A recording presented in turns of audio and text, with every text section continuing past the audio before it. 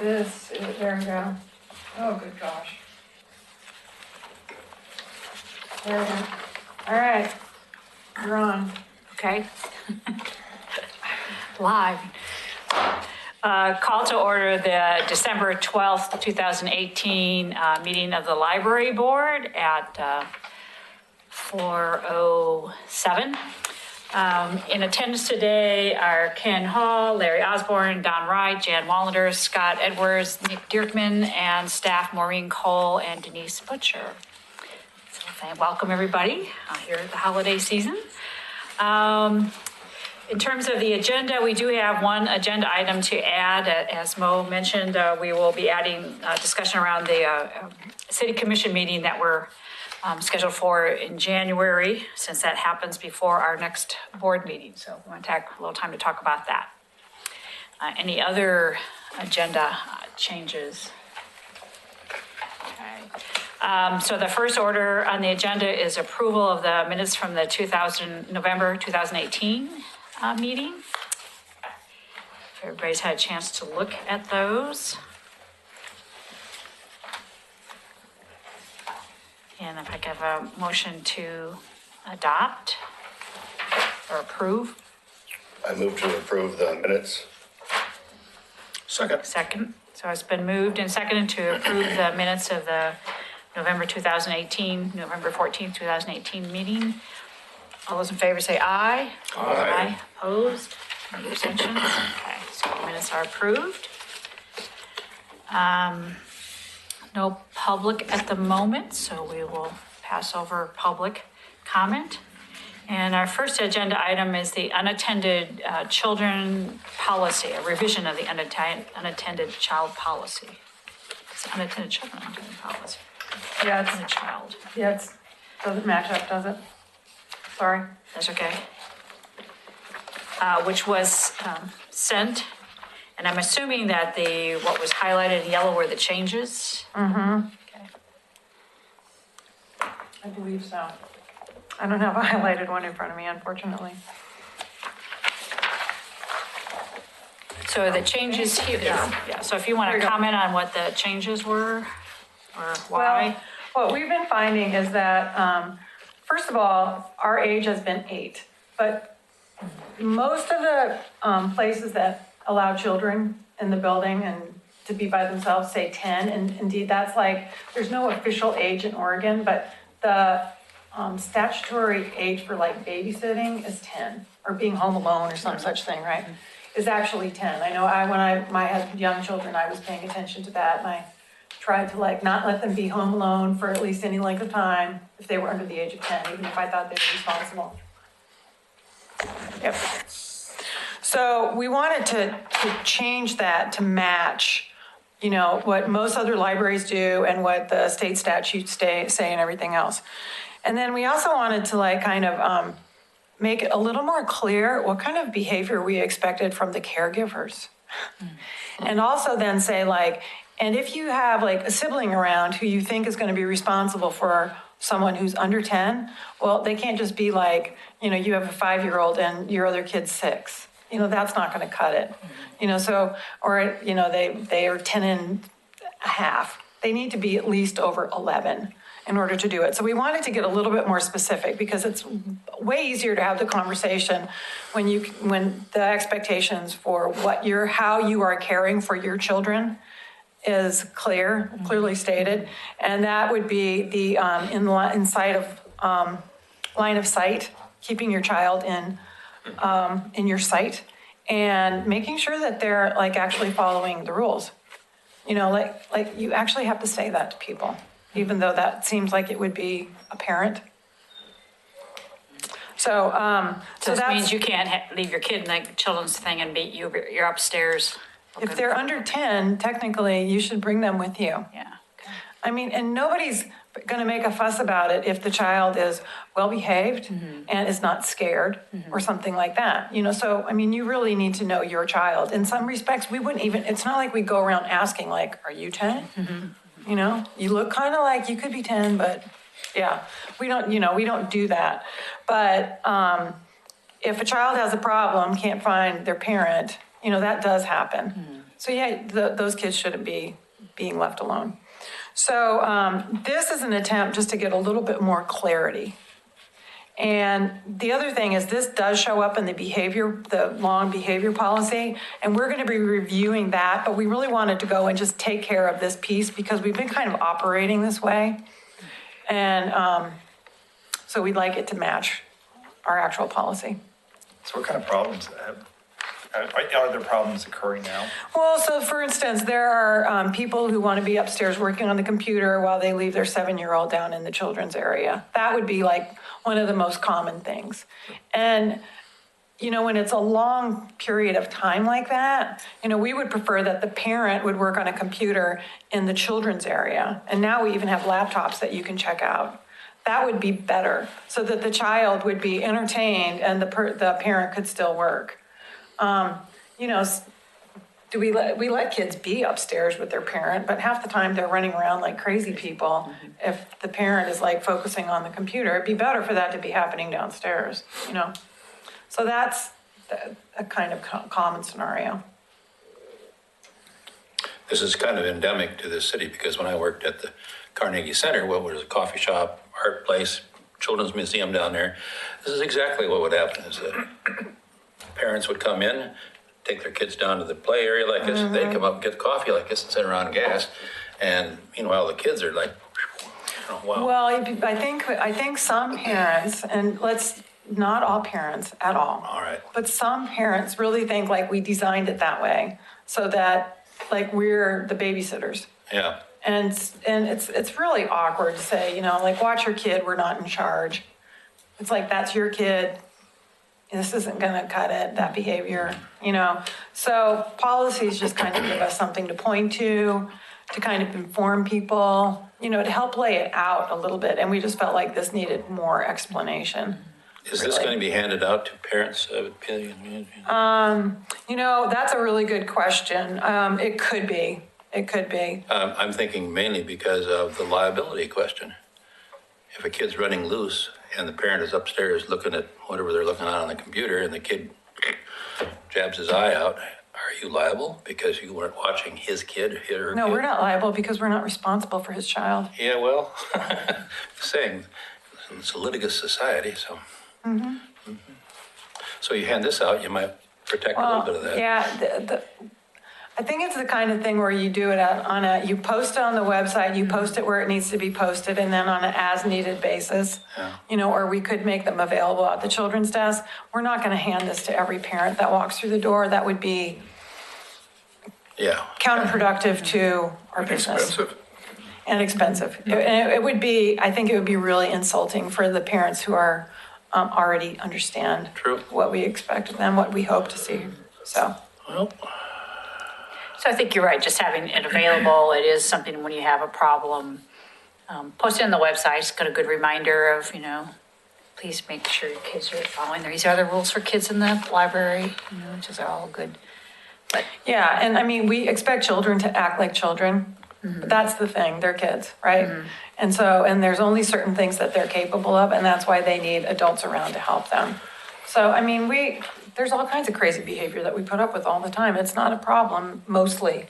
But like if a child is, you know, crying and scared and those kinds of things, well, you know, or beating up on another kid, destroying property. Do you really have kids that are left at the end of the day? No, not at the end of the day. no. I was like, okay. We don't. We've never have, but we would call the police, obviously. And we have a policy that talks about that. Yeah. do you get just the stray kid coming in from the neighborhood without this? Yeah. Yeah, there are a lot of kids who walk there from Yeah. home, and there's only been a couple of times when it turned into an adventure. I just remember there was a time when somebody's big sister was supposed to be babysitting him, and he left the house and walked to the library.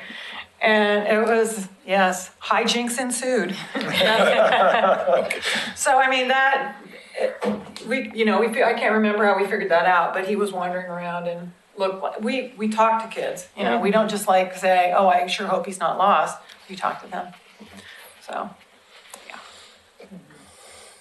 Any other questions or comments? You wanted on the to change policy? a sentence, Larry. Yeah, What did you want I to did have a change? comment. The last sentence of the policy assumes that all minor caregivers are a part of a group. And I think it would be more clear if that began, if a minor caregiver visits the library, or if a child visits a library as part of a group, and if a minor caregiver is unable to adequately supervise. So add if the child is part of a group. Because otherwise, the assumption is that they are, and there'll always be an adult caretaker. Okay.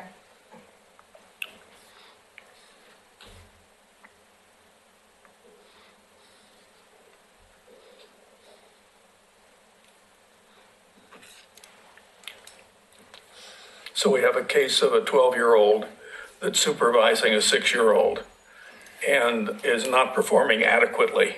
This would imply that you have to talk to the leader of the group, but if there's no group, then there's left without guidance.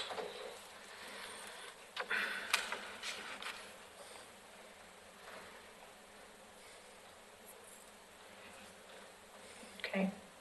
Does that seem, Yeah, and and if there's a 12-year-old supervising a 6-year-old and they came by themselves and there was problems, we'd kick them out.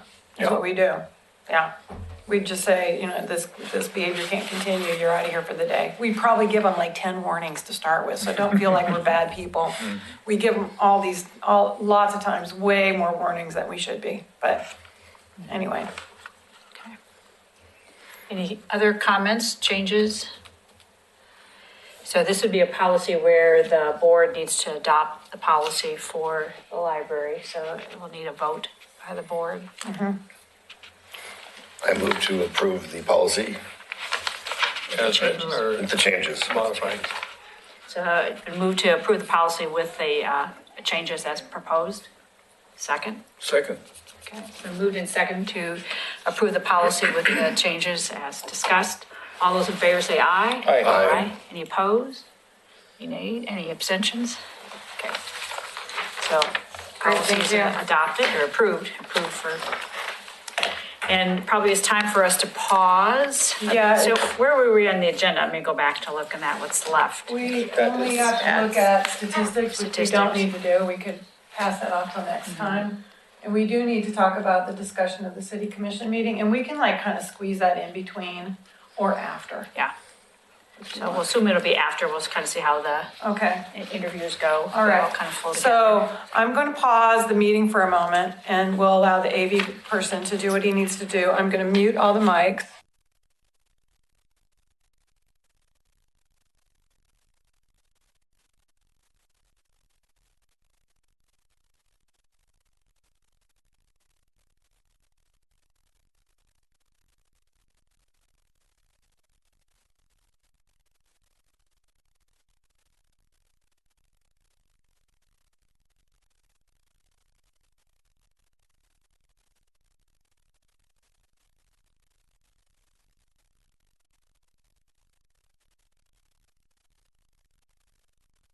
Hi, welcome.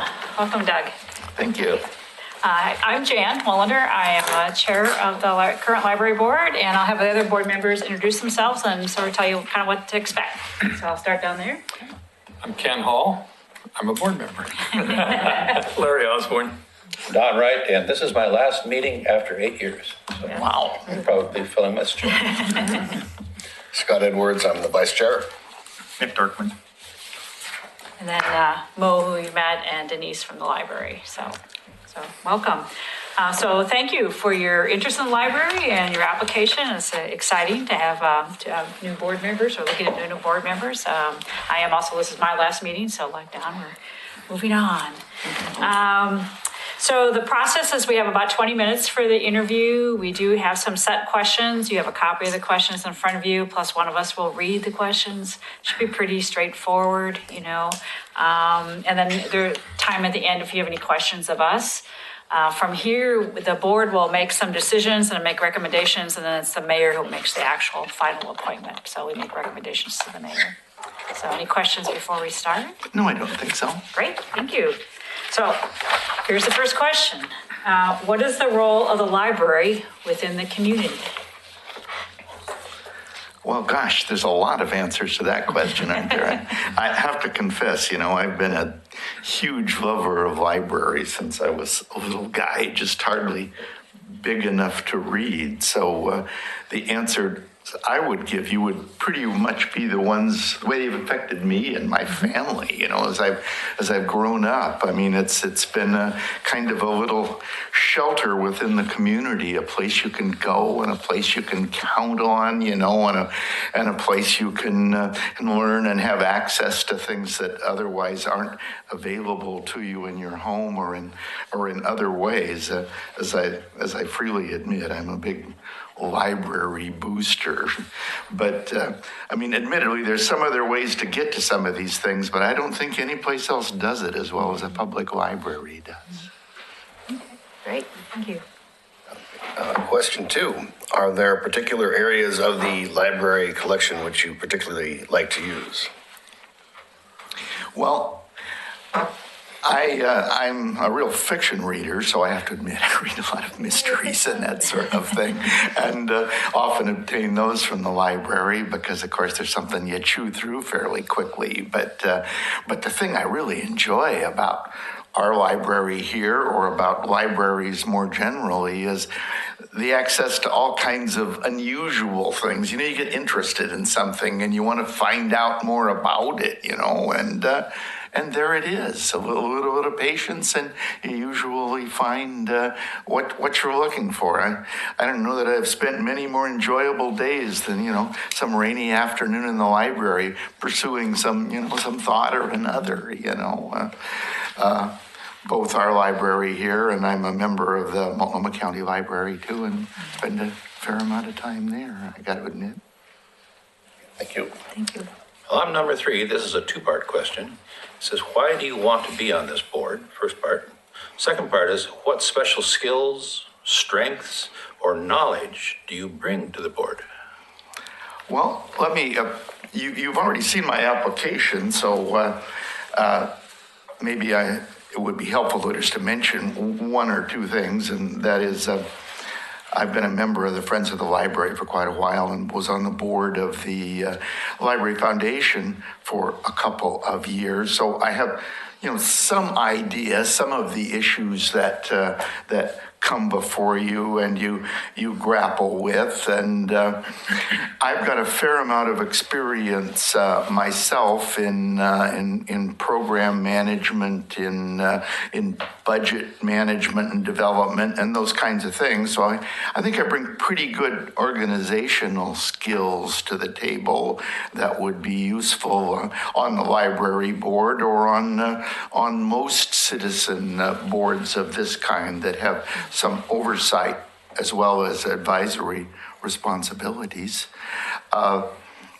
I guess the other part of the question you asked me was other kinds of knowledge that I bring to the table beyond the administrative one, and that is I have a special interest in electronic books, and one of the areas the world seems to be going at this point, and libraries are slowly growing in that direction, but my impression is they're lagging behind a bit. I mean, have a large number of people you try to serve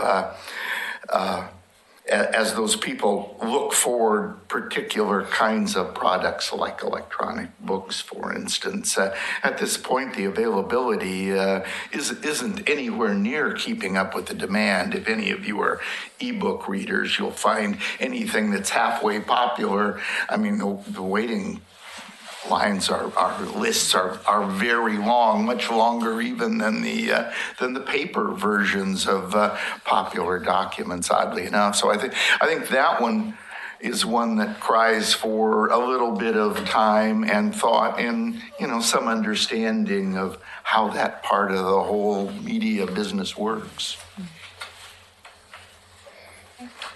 Okay. The new building has been open for 2 years, and we're currently working on a strategic plan.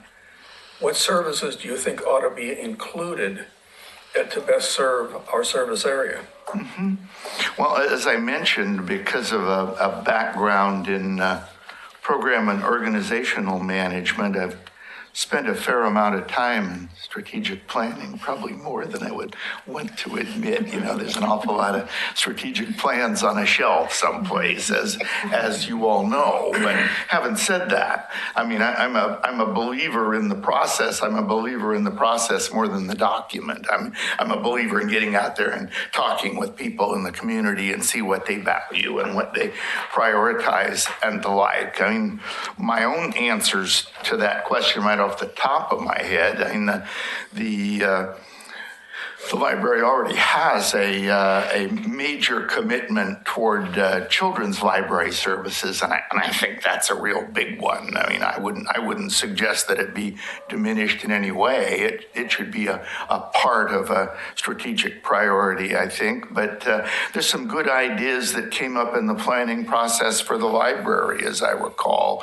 like a partnership with Clackamas Community College, for instance, that I thought made a lot of sense. And I know some of that's going on now, but that's probably one that's worth looking into a little harder and a little further. And I did mention earlier the electronic book thing, and maybe looking at what the next step beyond this present statewide consortium might be as a way to meet the local community's wants and needs in that area.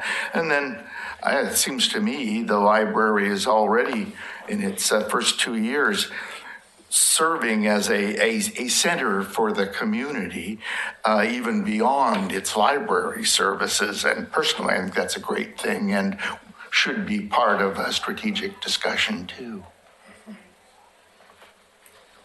Okay.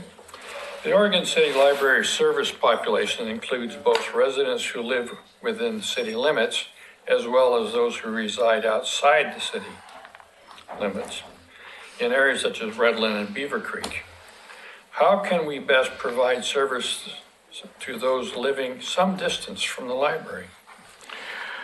Well, I think there's several possible answers to that question. Some of them are already in use or have been used, including mailing books to people and allowing them to mail them back at modest cost. And I've mentioned the whole ebook thing a couple of times already. And of course, this is one of the places where ebooks have a special strength too.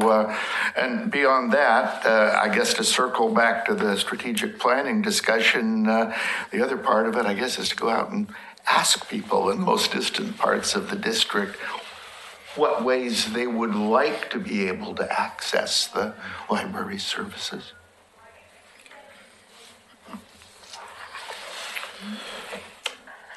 Are you willing to represent the library board at public meetings such as neighborhood association meetings, other advisory group meetings, city commission meetings, etc.?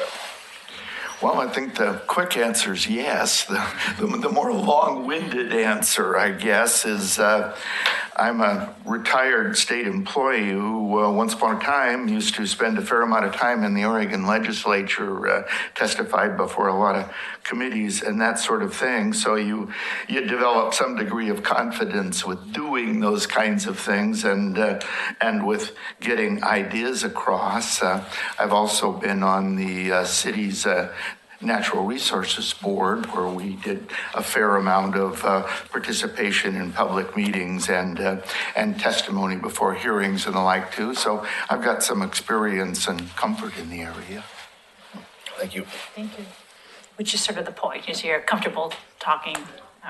So the last question is, again, probably one of those more simple answers, just so that we all know that the library board normally meets monthly on the second Wednesday from 5 to approximately 6 or 6:30.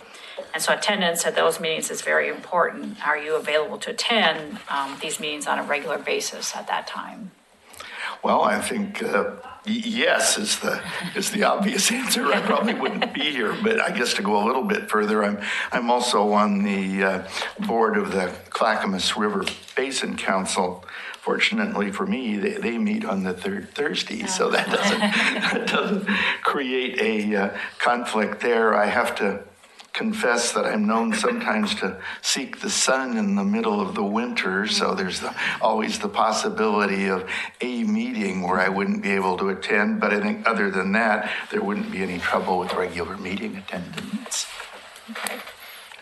It's just mostly being clear that those are, the meeting times and all. Anything else you would like to add to any? Well, I don't think so. I think I've kind of covered the ground, as you probably gathered from my application and some of the comments that I've made. I've served the city and community in various ways in the past, and I'm interested in continuing to do that. And I see this as one of the ways that I could effectively offer something, being mostly retired, except for a little consulting work. It gives me the huge advantage, of a lot of flexibility in my time. I see this as, a time in my life to give back for some of the things that the community's given to me in the past.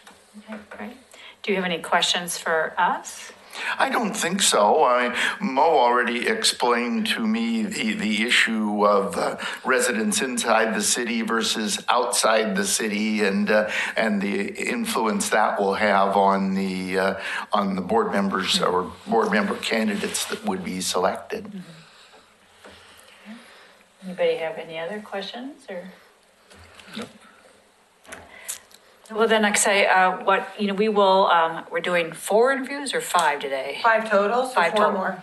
So 5 interviews today, and then at the end of those interviews, we will have some discussion and come to some resolution, hopefully, and make recommendations to the mayor. And then, so it depends on how fast on the mayor's schedule, I guess, to make appointments, is how that'll go, or? I think that will be done relatively quickly, and that if we have names to the mayor, then the new members would actually be appointed at like a meeting in January. Attendance not required at all, but it kind of makes it official. And hopefully it would be before our first meeting, which would be January 10th, I think it's the 9th. It's yeah. the 9th, yeah, January 9th would be the first meeting. Yeah.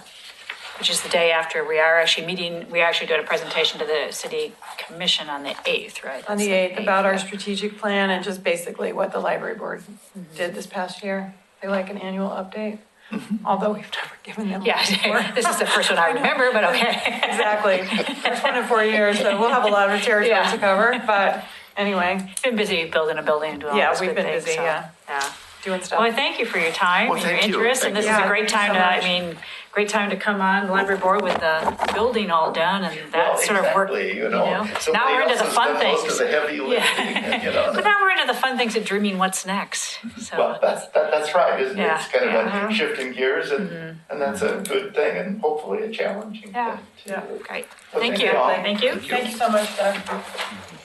If our candidates out there, do you Yeah, want to sure. continue? Okay. Do you want to continue? I saw Cynthia come in, so Okay, we'll good. just keep going. Great.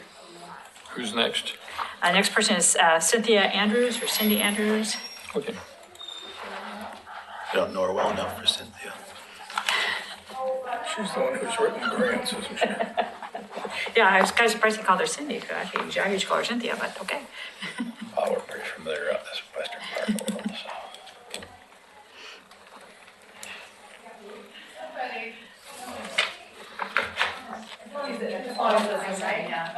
We do have a copy of them right here. All right, thank you. You can put your stuff here if you want. Thank you. Yeah. And there's the questions that we'll be reading those as well. Yeah.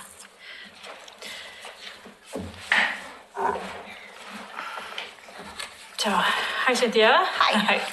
And I've already declared that I know you, so it's not a surprise, okay? You don't have to kind of, So I don't have to pretend. Right? yeah. Oh. Yes, let's not go there. So So I'm currently as the chair of the board. Just give you a little quick overview. I have actually have the other members of the board introduce themselves and then tell you a little bit about the process. So start. I'm Scott Edwards, the vice chair. Scott. Nick Darkman. Ken Hall. Ken? Larry Osborne. And Don Wright. All right, thank you. And Nice to meet all of you. this is Don's last meeting after. As it is yours. Yeah, but he's had 8 years. Okay. Only had 4. Does it show? Does Yeah. it show?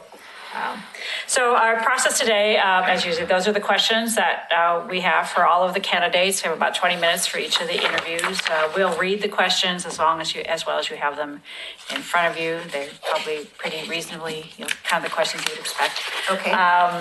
If there's time at the end, if you have questions for us, we'll have time for that. And then from here, we make our decisions probably today. We have 5 candidates. We have 3 positions, 2 of which are out of Oregon City and 1 in. Is that I got that right? And then we make recommendations to the mayor who makes the actual appointment. Okay. Interviews are being audio recorded, right? But Yep, not audio recorded.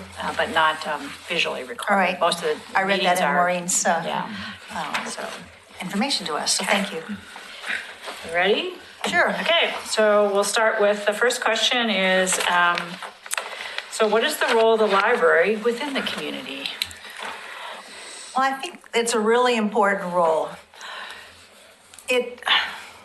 In this age of technology, we tend to think that libraries might become obsolete, but I think that's just the opposite. I think they're more important than ever because we have an increasing diversity of information needs and an increasingly diverse set of community members. And I think the library needs to respond to all of those. In my written application, I said I thought that democracy at its best was a collaborative democracy, and you need an educated citizenry to do that. And technology is a wonderful tool to do that, but it's spread all over and people have varying degrees of access to that. But a public library provides free access to a wide variety of information resources, and I think it plays a role in enriching the literacy, the cultural knowledge, and that sense of community in any community. I think they're very important, and I like the fact that this library increasingly has become a community gathering place. I noted in the library statistics the use of the community rooms. That's pretty impressive, really. And I feel like we need a gathering place, a safe gathering place, a neutral gathering place for people to come together and to have free access to a variety of information resources and technologies. Are there any particular areas of the library collection which you particularly like to use? I'm a big fiction user. I'm not much of a nonfiction reader, although I just finished Bob Woodward's book Fear, and that was pretty interesting. But I'm in the library about every 10 days or so, checking out 5 or 6 books at a time, and I'm reading mostly fiction. As a grandparent, however, I'm very interested in the children's section as well.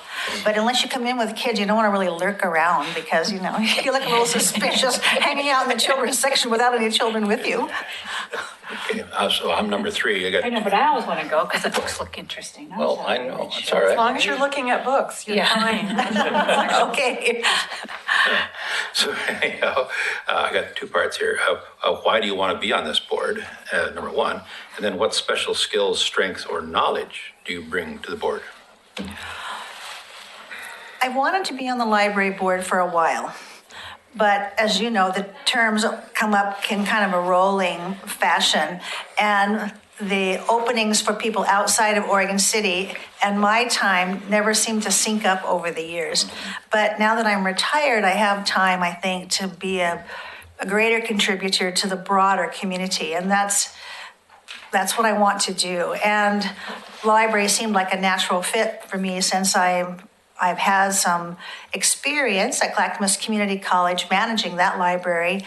Plus, I I'm a big library user, and libraries played a really important part of my growing up. We grew up very low income in Southern Oregon, and buying books was out of the question and not really within our cultural framework. You know, farmers, low income, loggers, that was our community. And yet every week we went to the library and we checked out 5 or 6 books. In the summer was more than that. Whatever you could check out was the maximum. That's what we did. And it really opened my horizons to all kinds of things that I now enjoy as an adult. And I remember really clearly being able to go from the junior section to the adult section. You had to be 12 and you had to have your parents' permission. And it just like opened up a whole new world because I'd read all the things that I wanted to read in the junior section. But then I got upstairs because the junior section was downstairs. I got upstairs, I was like, oh my gosh, this is wonderful. And I could check out art books and I checked out records. That dates me.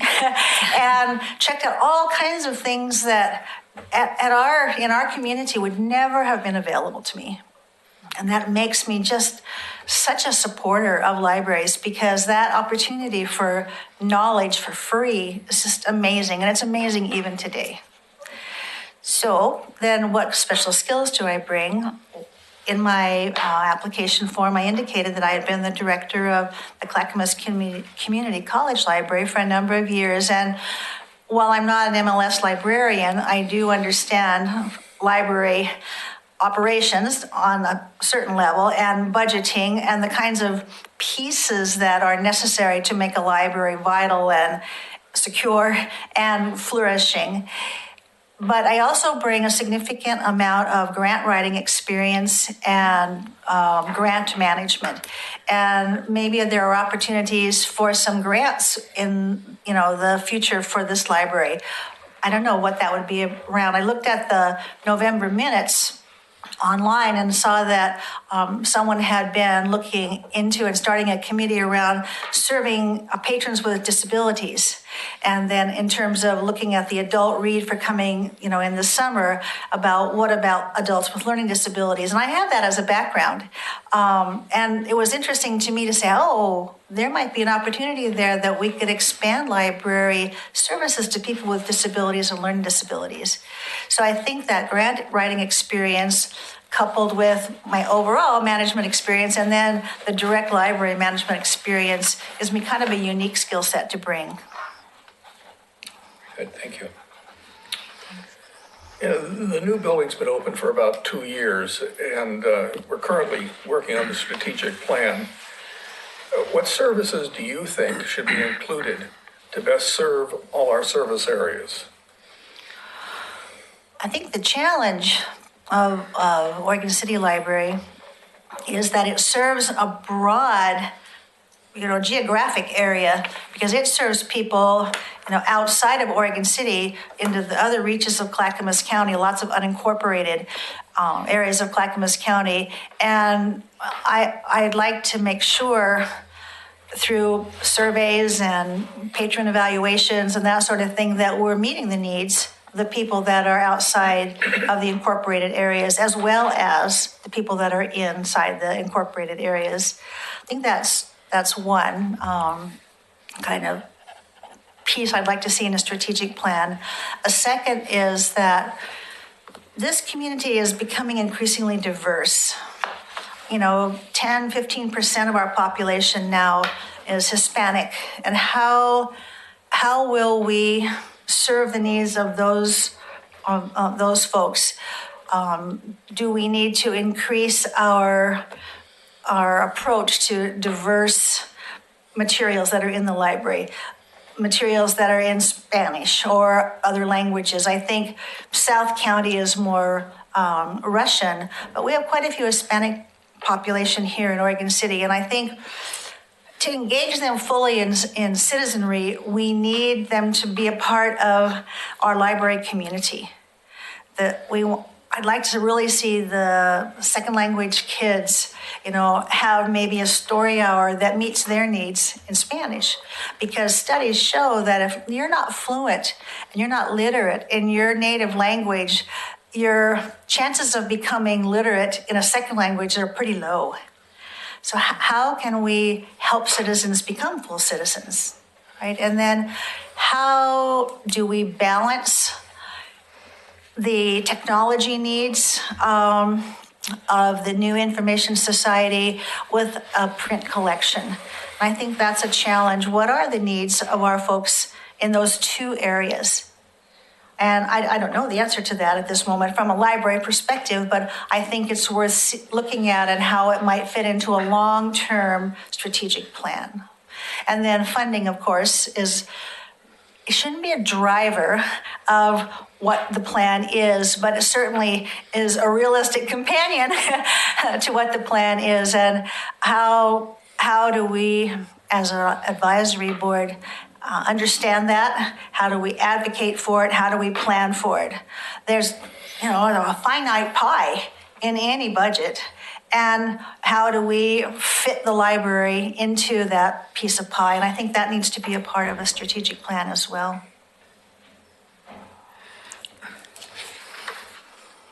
The Oregon City Library service population includes both residents who live within the city limits, as well as those who reside outside the city limits in areas such as Redland and Beaver Creek.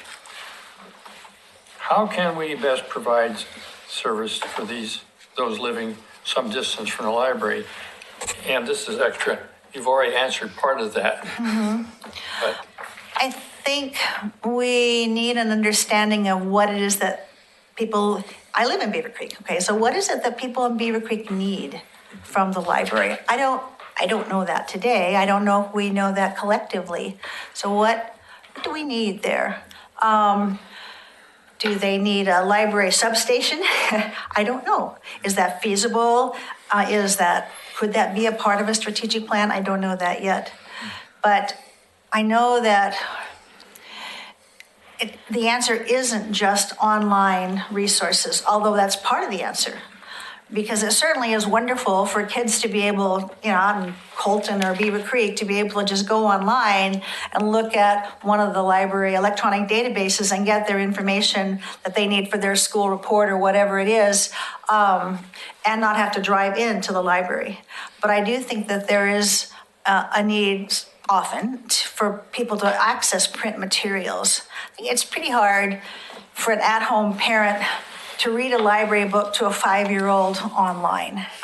There needs to be that tangible book in the caregiver's hands and the kid can turn the pages. I do think that there is a need for continued print development of the collection.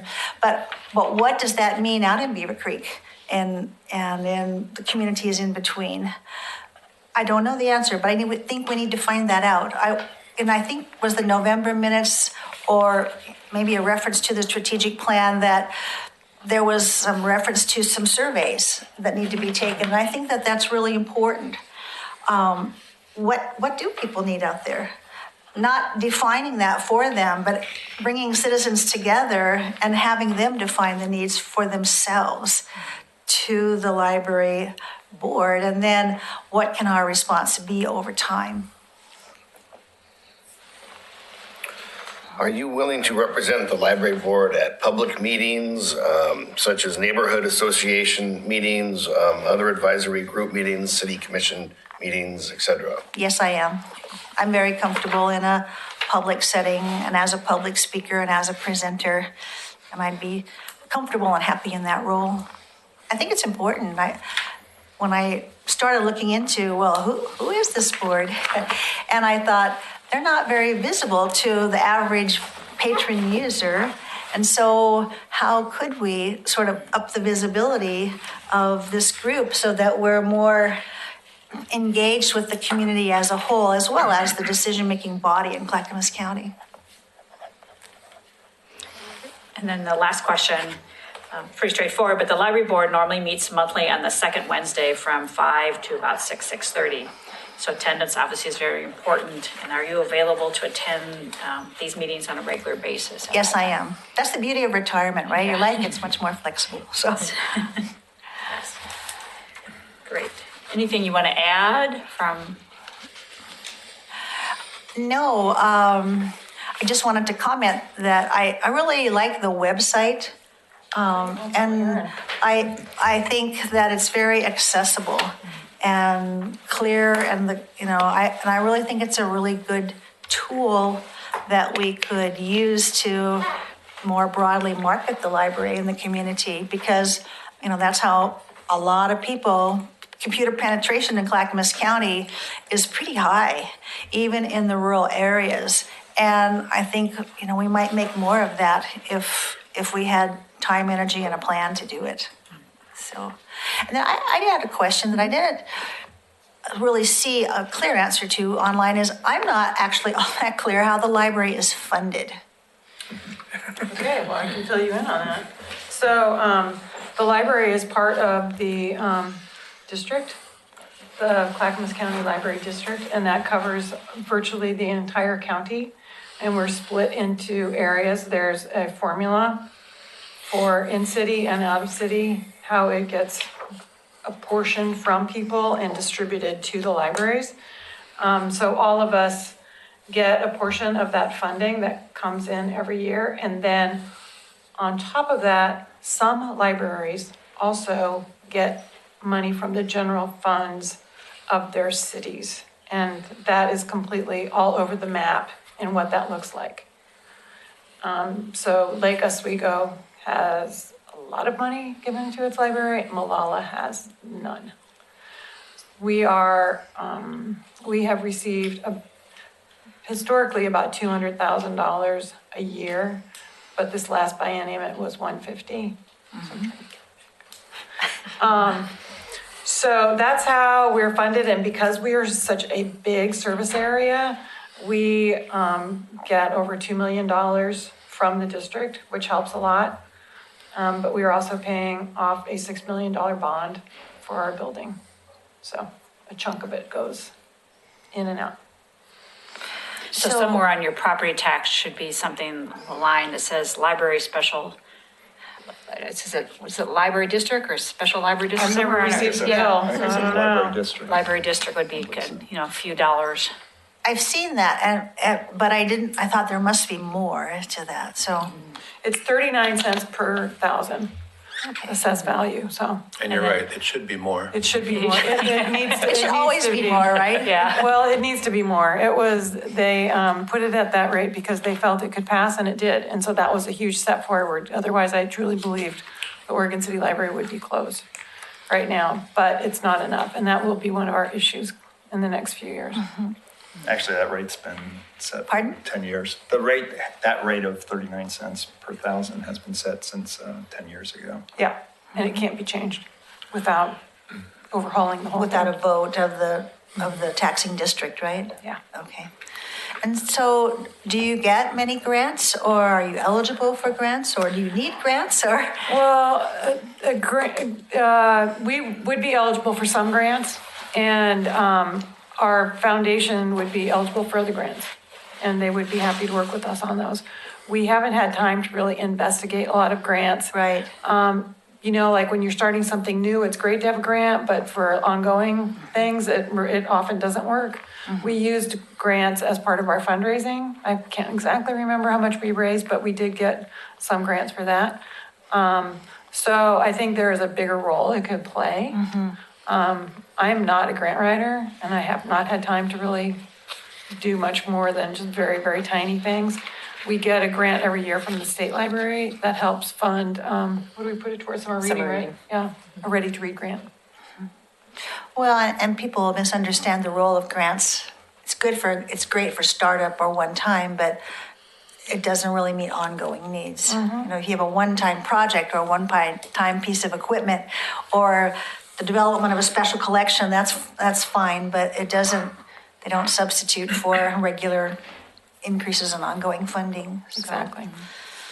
And the Friends of the Library and the Library Foundation have also been provided, I think, a fair amount of money over the last few years. I mean, the Friends of the Library for a number of years, helping for various programming, and the foundation with some really key pieces of the building, and then part of the collection. They've put a lot of money in the last couple of years into expanding the collection. So those have been other sources of funding kind of for the library. And the other question I had is, outside of the library board and the Friends of the Library and the foundation, what is is there a role for volunteers within the library itself? We have And how volunteers. are they used? We mostly use them for shelving or doing the pick list. What else? Mostly shelving, or if we have any specific projects that we need to get done, but mainly shelving. And about how many in a year do you utilize? Well, it's growing quite a bit. We currently have 20 adult volunteers and we have wonderful. 7 tag members. Teen. Teen volunteers. Yeah. Okay, I don't think I have any more questions. Do you have any questions of me before we go? Anything else? Okay, so again, we will be making decisions by the end of the day and then making our recommendations to the mayor. All right. And we're hopeful that he will make appointments early in the first meeting in January or so. So that Okay. people can get Okay. moving. All right, thank you. Thank you. Great, thank you so much. The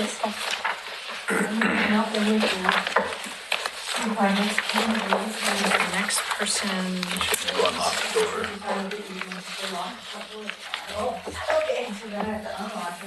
oh yeah, At 5 o'clock, unlock the door. 5 o'clock unlock the door, right? Sorry, okay. Keeping you on task here. Hopefully the other person came before 5. Thought I saw somebody who looked like a candidate. So.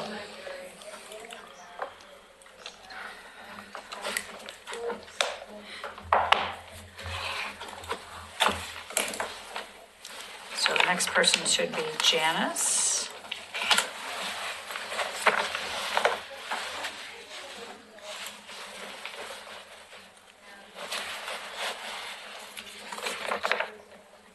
Hey, one of my movies made it to a festival. All right. More royalties? Yeah. Yeah. There's a lot of that. What's the other non-resident? That is, I think the other one is Rosa. Rosa Walker. Yeah. These are my notes here from, so that the in-city ones are Doug, Janice, and Kari. We all the in-city, and Cindy, and Rosa are the out-of-city. Out of city, not out of county, out of city. Get my, Innies and outies. yeah. So you're an innie, right? I'm an innie. I'm an outie. Guess DA was an outie. Or we did some swap, I think. She worked for Richard Abel Company. I dealt with them. Ah. So I have a little park across from my house. And for 18 years, I've been watching this oak tree, which is half rotten, but it always blooms every year, you know. It finally got blown down the other night, so it's lying there. Oops, I think Cynthia may have grabbed all the questions. Oh, my goodness. Yeah, you have to watch out for her. Yes, Yeah. there we go. Sorry, we had a set of the questions there, and the last candidate must have scooped them all up with their papers. Does it just, look like one thing? Yeah. So, welcome Janice. Hi. Hello. Hi. My name is Jan Mullender. I am the chair of the board here for today, our last meeting. I'll have the other members introduce themselves and then tell you a little bit about the process. So this time I'll start down there. My name's Ken Hall. And I'm Larry Osborne. Don Wright, this is my last meeting of, after 8 years. He's bragging. Yeah. Yeah. I'm Scott Edwards, the vice chair. I'm Nick Dirkman. So, and then we have Maureen and Denise Butcher from the library, so. But I go by Mo. We just You go both, yes. Sorry. I know, the name tag says Maureen, I whatever. never know what to call you. You would be too familiar. Just don't ignore me. Okay. Well, there was a little Mo down at the bottom of my letter. Little. I wondered about that. Oh, okay. That must have been me. So thank you for your interest in the library and the library board and for your application. It's exciting to we have some great candidates this year. And so today we are doing interviews of all 5 candidates that we have. We have 3 positions open for the library board starting in 2019. Both Don and I are going off, and then we'd have a vacancy. So we have, I think, 7 questions to ask you. They're in front of you in written form so you can see them. And then one of us will read them. And we'll just go from there. And then if we have some time at the end, you can add anything or you can ask us questions. And then we can tell you about the next steps from today's meeting. So the first question is to ask you what you think the role of the library is within the community. This is a short question. Well, I think it's to bring people together and to spread the news about the library within the community and the programs that it offers, and to bring people together in a way that enhances literacy, for instance, and the programs that enrich people's ability to read and teach get children interested in reading. I started at our Lita Library when I was about 5 years old, 4 or 5 years old, so I've been doing this a long time. Thank you. Are there particular areas of the library collection which you especially like to use? Well, right now I'm interested in mysteries, but I enjoy the reference collection as well because there's always something that I'm wondering about, and the internet doesn't always have all the answers. Right. And today, for instance, before I came over, I wandered through the library again for the umpteenth time. And every time I do that, I see different things. And I found some things that I didn't know that were there before, and it was very good. Thank you. They're always changing. Me? Got a 2-part question. Why do you want to be on this board? And then what special skills, strengths, or knowledge do you bring to the board? I was particularly interested in your specialty up there at the Multnomah Library, what you did with that, and how that would apply here.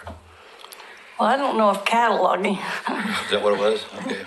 applies too much here, but why I would want to be on the board would just be to see what I could contribute in a way.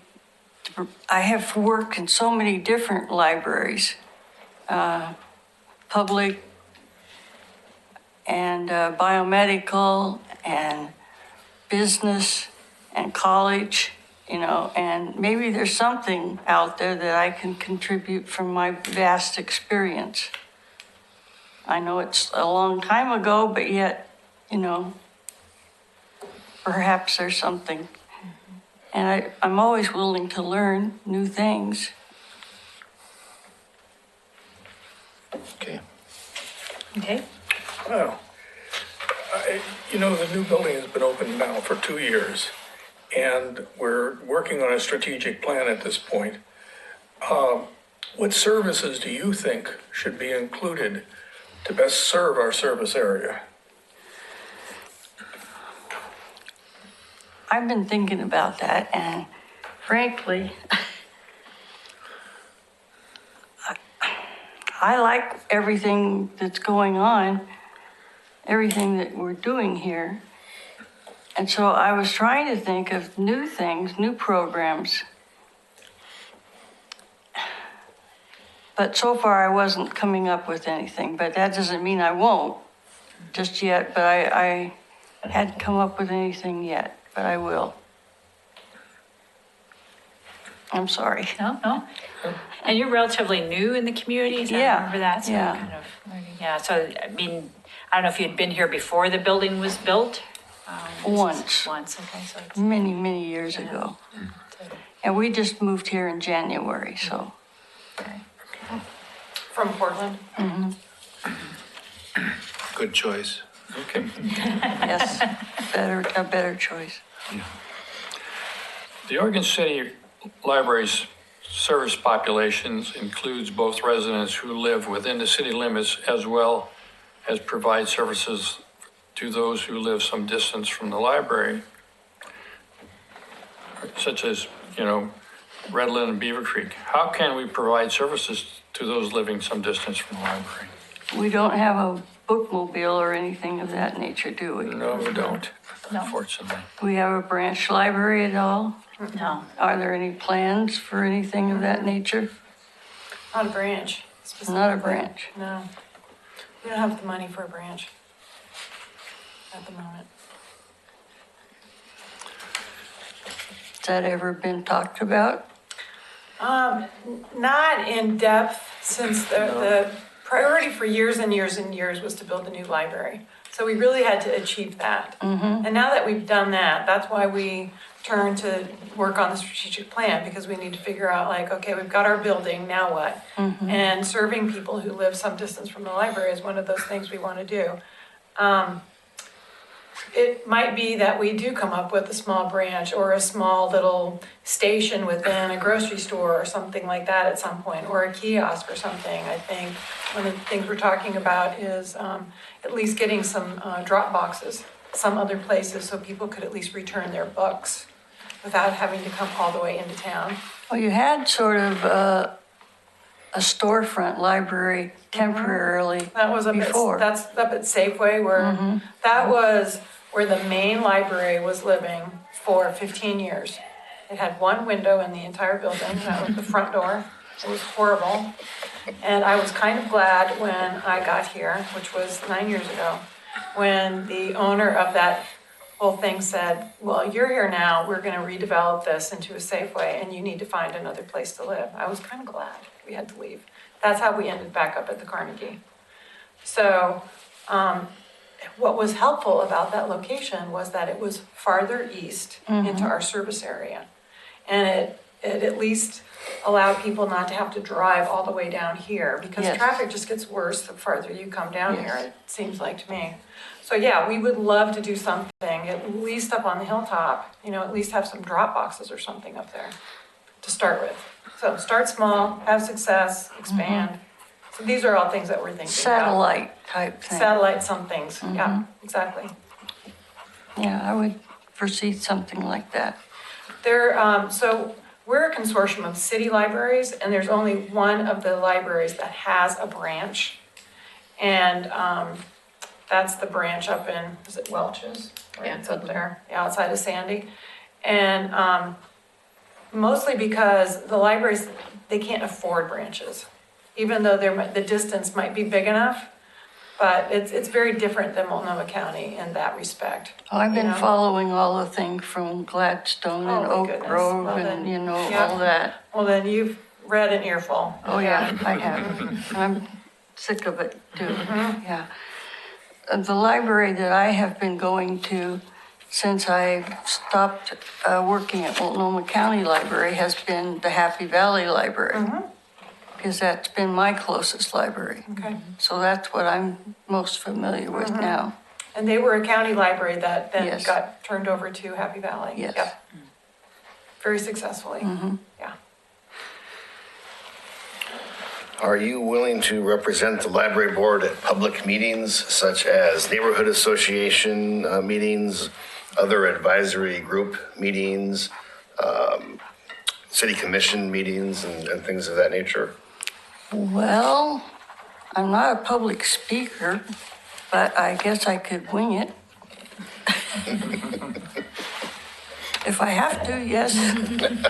If I'm on the board, I guess I have to participate. It's one of those things. So the last question here is that the library board normally meets monthly on the second Wednesday from 5 to about 6:30. And attendance at these meetings is important. Are you available to attend these meetings on a regular basis? Is that a blazer night? It could be, I don't know. Good time pretty early, though. Yeah. Unless they're playing on the East Coast, but I can't. They're playing right now, but Yeah. see, I'm making a supreme sacrifice. Yes, right okay, now. okay, so we'll take that under advisement, unless it's a Blazer night, okay? Okay, yes, I'm willing.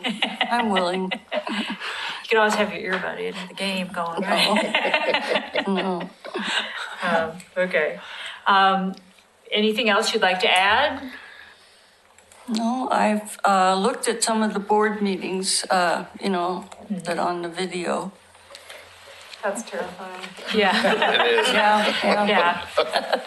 You don't I mind should have being- said we were just audio, this was not being taped. This is just, there is an audio recording, but Right. not a tape recording for this one. So you're not on camera today. Thank you. But when you sit back here, then you are, yes. And it's always surprising people do watch. So you're not averse to being bored? Yeah. No, No. Do you have any questions for us? no, I don't think so. Okay. So again, the process is we will make some decisions and recommendations. We make a recommendation to the mayor who makes the actual appointment and decision. So we're hoping that he will make that early part of January. And how will we be notified? I will notify you for sure, one way or the other. Okay. Yes, absolutely. All right, You can count on it. Yeah. okay. I All don't know right, if I said we have 5 applicants today and we have 3 positions. So Yes. okay. okay. Okay, great. All right. Well, thank you. Thank you very much. Thank you for your time, and this time I'll remember to look to sleeve the questions since I let them slip away last time. I'll leave them. Thank you. Thank you. Nice meeting you all. Good meeting you, and I guess hope the game turns out.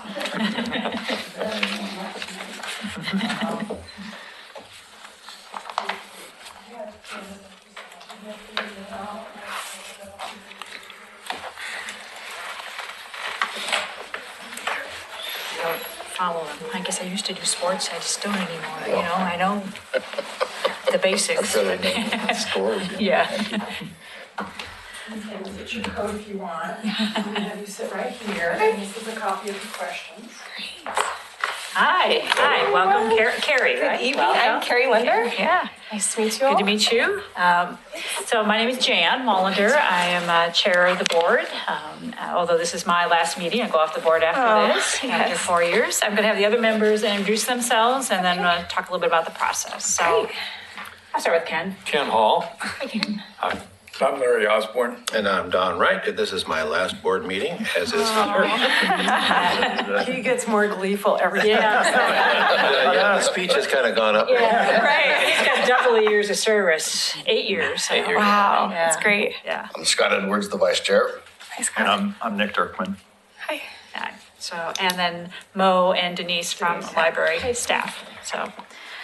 So thank you for your interest in the library and the library board and your application. It's exciting to have great candidates as we had today. So we have 5 people that we're interviewing today. We have 3 positions open on the board. So we have a series of 7 questions that are in front of you. We'll each take turns reading one of the questions. And at the end, if there's time, you can ask us questions or anything else you want to add. Okay. So, Yeah. and then talk about the next steps. Sure. Okay. Sounds great. So first question is, so what is the role of the library within the community? I really see the library as a hub of information for citizens in the community, not only to get information into the hands of the citizens, but also to connect citizens within the community. I know when I first moved to a new city, the first thing I did was get a new library card and check out books, and you immediately feel a part of what's going on. And it's a great way to learn about what classes are offered, what services are being done. And so I think it's a real key. The library is just a key hub of a city. So I think it's a very important role. Are there particular areas of the library collection which you especially like to use? Yes, I am an avid reader and I enjoy historical fiction and nonfiction, and I haven't transitioned into e-readers or Kindles. So I love my traditional book. And so that's the main thing that I enjoy. But I also enjoy DVDs and music. And I just love that the library is a resource for that. So anyone can just check those things out if they need to. So, yeah. Thank you. Yeah, I'd have required to read number 3 too, but I have another question that comes on the end of that for my own self. Why do you want to be on this board? And what special skills and strengths or knowledge do you bring to the board? And for me, tell me about your equity lens. My equity lens. Your equity lens. I guess I don't understand what you mean by that. Well, it's in your thing that you believe in information for everybody, and it should be balanced out, and that we should use an equity lens to figure out the best thing. And I was very interested with that phrase. I didn't know if that was one of your key phrases, or if it just kind of popped up in your writing. So I don't recall writing. Okay. Maybe All right, that was never somebody mind. else. You know what, Dawn? That is Rosa. that's Rosa. That is Well, never mind then. That's why I'm drawing a I withdraw my By the way. I would be happy to answer the other questions for you that I have an answer to. Great question, wrong person. Take a deep breath. Yeah, really. Question You're for you, doing 'cause you just great. went- You're that man. He's leaving. Yeah, read the original over again. Yeah. Well, why do you want to be on the board? And then what's Well, there's several reasons why I want to be a part of the library board. One, as I mentioned, is I'm an avid reader, and so reading is important to me. And so I also feel like the library is a great resource for people, and I want to be a part of making policies and changes and improvements, and just being part of that key spot in the library board to help make those changes. And what special skills or strengths that I bring is that I do work in local government for another jurisdiction here in the county. And so I am up in the front lines of seeing the connection between citizens and electeds, working together and communicating and really learning from each other on how to best serve the city. The other part of that too is that part of my job is overseeing our 11 boards and commissions. And so I have the other side of things where I get to be part of the recruitment process and writing the resolutions and ordinances for the boards and commissions, but I haven't been a participant yet. And that is one thing that I would like to do. And so since I do love reading and it's a passion of mine, this seemed like a good fit of where I could enjoy serving. And so the other part of it too is that I'm newer to Oregon City. And so I wanted to serve in the community that I live in. So that was the other reason why I wanted to be a part of the board. The new building's been open for about 2 years, and we're working on a strategic plan now. What services do you think should be included to best serve the entire service area? So are you talking in terms of like people who live in the South End and have a hard time getting to the library, or it might not be convenient for them? That's part of it. One idea I had was a mobile library, and taking resources to them, and then they can drop off their books as well through the mobile system. Another idea I had was a book drop, someplace that was local or convenient for those people that live in the South End. But of course, as far as budget goes, one thing would be to keep the library open longer.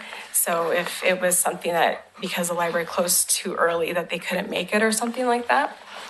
The other thought I had was that doing a community survey and asking them, what would be something that would serve you better? And sometimes they have great insight and input into what would, serve them better, other than the ideas that are presented here and tonight or at the board. The citizens might have something that they would love to see. So those are my ideas. Okay. The Oregon City Library service population includes both residents who live within the city limits as well as those outside the city limits in areas such as Redland and or Beaver Creek. How can we best provide service to those living in those distances from the library? I think the mobile library would be a great asset for them. I know when I lived in Seattle and we were kind of on the outskirts of town, we had a mobile library come to our neighborhood, and it was a great resource for us. You know, they pulled up right to the house, dropped off our books, took our books that needed to go back to the library, and that was really convenient for us. So that was. Just ask a question? Yeah. What do you mean by mobile library exactly? Like Oh. a bookmobile or something smaller? Yeah. Like a van with books and Okay. everything Like loaded a up in van. it. Okay. Mhm. Yeah. Thank you. Sorry, didn't mean to interrupt. Yeah, I was kind of wondering too, I think- but it sounds like it was where you would go and see new books, but you'd already made an arrangement. Yeah. Gotcha. It was more the delivery of what you. Yeah, it was the I'll delivery. drive that as volunteer. I know, Yeah. that'd be fun. They were nervous, Actually. bugs. Clackamas County had a bookmobile years ago. I've got pictures of that. Yes. It was very And, cool. I don't know what its success rate was, Right. but Okay, thank you. But also increasing, you know, the online offerings and ebooks is another way to help service them too. Are you willing to represent the library board at public meetings such as neighborhood association meetings, other advisory group meetings, and city commission meetings? Yes, I would be happy to. I'd be honored to represent the library board and speak on behalf of the other board members and the director, and yes. Thank you. And then the last question, the library board normally meets monthly on the second Wednesday from 5 to approximately 6 or 6:30, so today's second Wednesday. Attendance of the meetings is very important. Are you available to attend these meetings on a regular basis? Yes, being on the board is very important to me, so it would be a priority in my schedule. Yeah. It's just always making sure people know when the regular meetings are, and that's, Yes. oh, we just learned it could be a Blazer game night, so that could be a conflict for some people, but, Right, always. so. Yes. Anything else you want to add to your comments? I don't think I have anything else to add. I just had a question. Sure. So looking as we, you know, get to the end of 2018, is there a goal that the board is most proud of that they accomplished this year? Yeah, board. What are you proud of? Board? I'm proud of the fact that we've been, the strategic plan is well underway and actually being wrapped up. I think I joined the board a year ago. And for me, that was a big enticement to become part of the board at that time. So I think the work that was done for the plan, because we're now looking forward to the next 5 years, Right.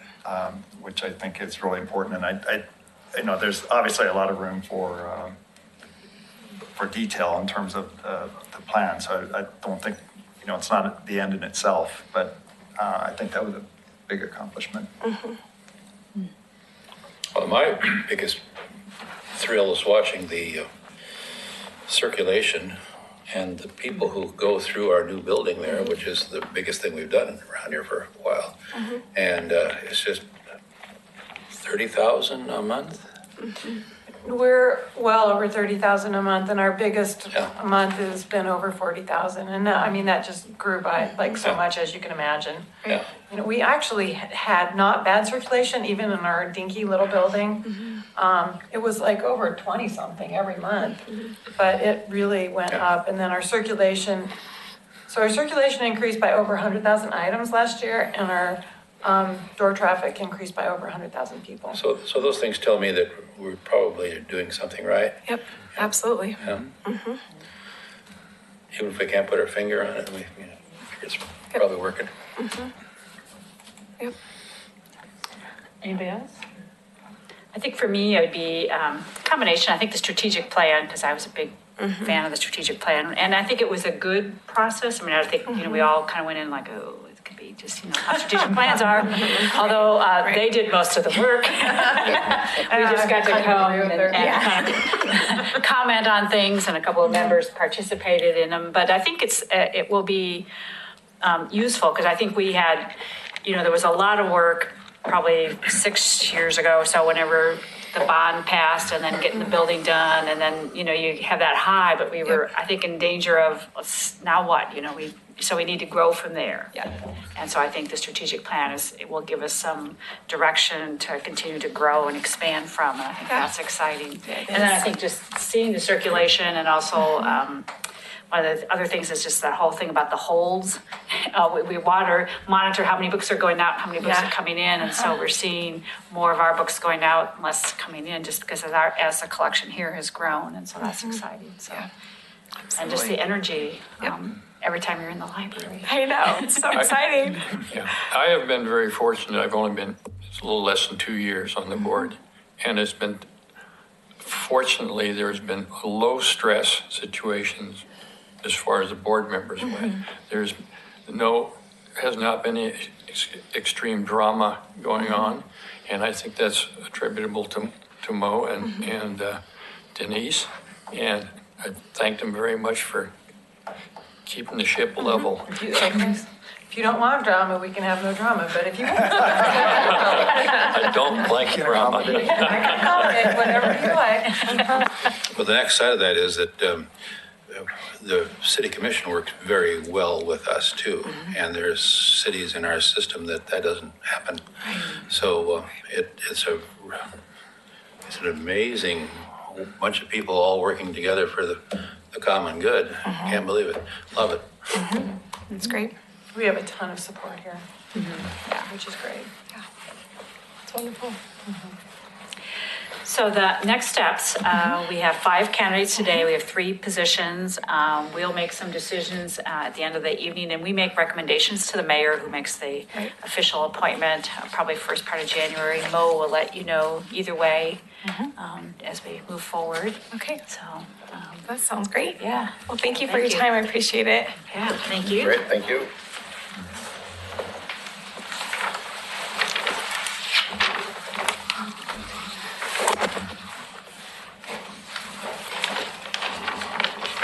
So Rose is the one you're gonna. Rose, I double checked. Well, I had it written in. I know, we were all kind of. I had it highlighted and everything. I want that like us, but it No, and it sounded like something, when she was like, What? Yeah. well, it sounded like such a, I like it. I know, and I was thinking, okay, well, I can guess at what he means about that, My cheeks are rosy. Mine are always. Oh, it's never happened to anybody around here. Mine are always that I way. once awarded a degree to the wrong person. Oh, really? Oh. How'd they do with it?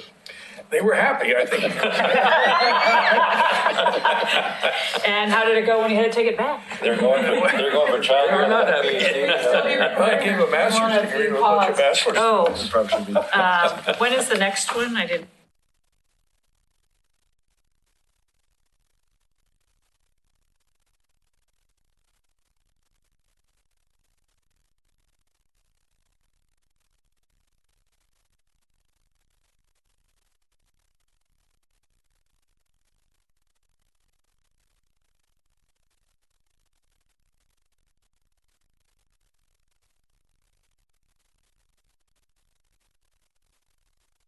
Starting, Yeah, they need to make an announcement. Okay. They started the meeting. so they need to make an announcement. So this is a continuation of the December 12th, 2018 Library Board meeting. The next agenda item will be discussion of the presentation at the City Commission meeting on January 8th. I think that's it. It's Tuesday, right? Yes, that is correct. It's the day before our first January meeting. So since we won't have a meeting between now and then, it seemed like a good time to should talk about. So I'll turn that over to you, what your thoughts are and how you see that. So it's kind of a 2-part thing that kind of melds into one thing. First of all, it's an update on library board activity to the commission. And then it's a reporting, a very brief, very high view reporting of the strategic plan. Katie Riggs presented a strategic plan for her office, and it was like 4 slides. And it was basically like, what do you need to know? Why do you need to know this? What is it? Impact, because she wants to ask for more staff. You're good to go. So, yeah, I hesitate to get too far down in the weeds, but we need to present enough so that they understand the depth of the work that happened and how it will direct the next few years, because we have a lot of little threads that could come out of the strategic plan, right? So the thing is, like you were saying, to answer Carrie's question is like, well, what are you most proud of this year? Like, one of the things that we worked on all year was the strategic plan, you know? But like, we should be thinking about like, what else would we want them to know about our year's work? You know, I mean, I could think of the fact, and that's also, it's like, oh, are they just gonna roll their eyes when they hear some of this stuff? Because it's not that interesting, potentially. But, you know, we reviewed the standards once. We reviewed the state statistics. We reviewed the LDAC statistics. I think we reviewed one more thing. And it all kinds of creates the picture of, well, it's just the strategic plan itself then too, just going through all those topics. It kind of creates the whole plan of operations and what we're doing. It just demonstrates everything that we're doing, you know? So, I mean, you know, are there things that we want to tell them about other than the strategic plan that you've been working on? And then I'll put together like a PowerPoint that's kind of, like I said, that high view that I can share with you guys before the meeting. And Jan, I would love for you to be there. I know you're no longer going to be chair, and Dawn, whoever, but I really feel like, you know, this year was your year. I can fill the chair, that's no problem. And, you know, I would like it to come from the, you know, the people from that year. What kind of a time of day is that? It starts at 5:30. Yeah, Okay. here? Yeah. Okay. But it seems, I mean, I think you're right. You know, the strategic plan took up a lot, although you guys did most of the work. We just kind of but I think it is that package, and maybe it was part of our, like, it was a good question she asked us because it made us think of it. Right. But I think it is part of that package of not resting, oh, we did the building, we don't have to think about anything else. And I think that was a little bit of last year, okay, kind of making sure everything in the building, we've been, you know, kind of working on stuff. And now it is like, so what's next? And it was the reviewing of all of those, you know, various standards and statistics I'm thinking about, and kind of what LDAC is and better understanding that.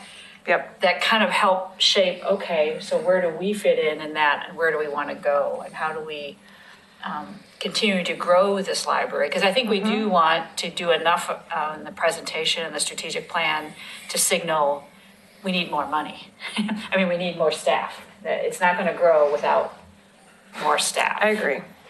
And now I don't know that there's going to be a lot of money at this point, but I think it's sort of signaling there's a lot of energy, people are excited. Yes, we have good support from the Friends and the foundation, but at some point you will need staff. And that's where you need that stable funding.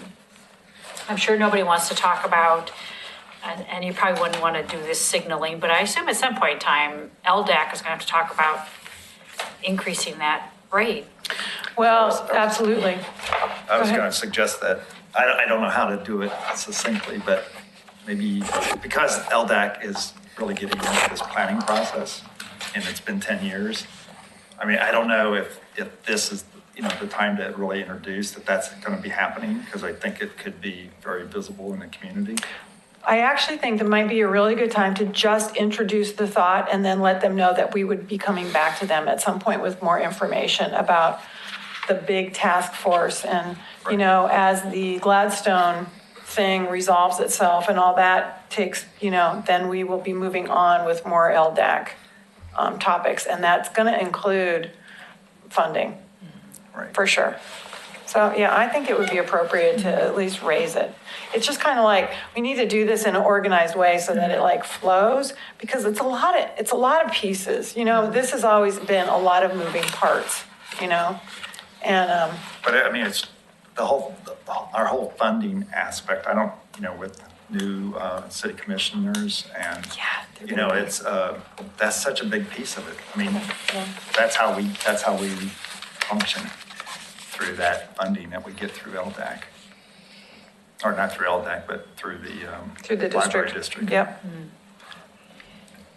So yeah, however you can figure out how to plant that, because I would assume, I mean, I think that as the local jurisdiction, you need to know that because they'll need to be on board. But I would assume that it's not just Oregon City. I mean, you've got new library in Canby, Milwaukee, all those places are all going to be looking at, okay, what's next? And it's going to take a little more than the current tax Well, rate. as I told one of the candidates, 39 cents never really was enough. You know, not on a sustainable level, not when you're talking about staff. So it was what could get passed. But I think, I mean, all the directors knew we'd get to a point at some point that, you know, staff costs would just be. So we don't have to you're go into all that. Yeah, but Right. you know, I think, you know, strategically, you're in a much stronger position to go back to voters when you've got a great-looking library and people feeling You good about are in a services. much, I agree, Yeah. I agree. Then you're I agree. kind of, you Yeah. know, so. Yeah. So the chairs of the boards have been the ones presenting the update. And what I thought we could do is, you know, we could probably sit right there side by side and, you know, you could have like a bunch of bullets or a narrative or whatever, and I definitely will help you put that together. And then we could move right from that right into an overview of the strategic plan. And then for the strategic plan, we want them to adopt it. But that can happen by resolution at the next board meeting. This is their chance to ask questions about it. So, Okay. and I mean, I can see us maybe going like 20 minutes altogether, something like that. And so how many folks think they might be able to? I have it in my calendar. I should be able to. Great. It's in my calendar. That'd be awesome. Great. That'd be awesome, I think, you know, if we can have. Cool. Okay. So, And are you okay with that, or do you want to present? Well, no. I just. I heard that catching your throat. okay. Okay. Then I'll start putting something together and Okay. we can be emailing about it. Okay. Anything else we want to highlight from the last year? I mean, I think I would also, Don's comment, because I think we as a Yeah. board have really watched the statistics and asked questions and tried to better understand that. Well, it would be odd if people ran screaming and hollering away from the library, but on the other hand, the community has accepted us on every step, including the bond issue, including this and including the other things. And now, by their participation, I guess we just got a good thing going, you know, right now. There's always more you can do, always. Well, So, and there's, you know, unmet need out there in certain areas. So, you know, like our people who live far away, who live in nursing homes, who, you know, or preschoolers or whatever. You know, there's just a lot of people that cannot make it to the library. I think we're serving those who come to the library very well. I think we're serving those who don't come to the library very poorly, you know, so you can always up your audience. Goodness, oh, that's the custodian. So, did you see Rosa come in yet? I have not. No, she has, kids and husband trade-off thing and all that kind of thing. One thing I was thinking about is, for next year, I was thinking, well, maybe we should kind of have like a schedule, and I don't know why I didn't think of this years ago, of just like regular things that we need to go through every year. And the kind of started me thinking about that with the standards. So, and I really wanted to start looking at the bylaws, and I thought that would be a really nice review, just because then everybody's really familiar with it if we do that all together, you know? And I was kind of just thinking like, okay, January would be bylaws, February, we would review what happened at the retreat that I go to with the commissioners and talk about budget. Can't read my writing, okay, so March is off. I don't think we checked out. What was the club? Yeah. April might be a review of technology and volunteers. You know, these are topics that we like don't really hit on. They just come up very tangentially. But it might be nice to know more. Like I could even bring in staff members to talk to you about the technology in the library, or the person who oversees the volunteers. May, maybe we could talk about a preview of summer reading. May, June. Maybe then in the summer, we go into a review of the standards. Maybe we schedule it so that we take a month off in the dead of summer. Just saying, could be possible. Then we could review the summer reading program, how it went, the state report. We'd have to annually review the strategic plan, see what we did. And then December would be interviews. So I think I'm leaving out a couple of things, but I think there's things that we could and it wouldn't have to be the same every year or anything, but hit on a few of the things that we know are coming up, but then a few things that we rarely talk about. I would love for you to get to know, Aaron, who does PR and technology, or Katrina, who oversees all the volunteers, those kinds of staff people that you don't really hear about and you don't really learn about. There's a lot going on over there that I think that that's would be a great kind of idea. fun.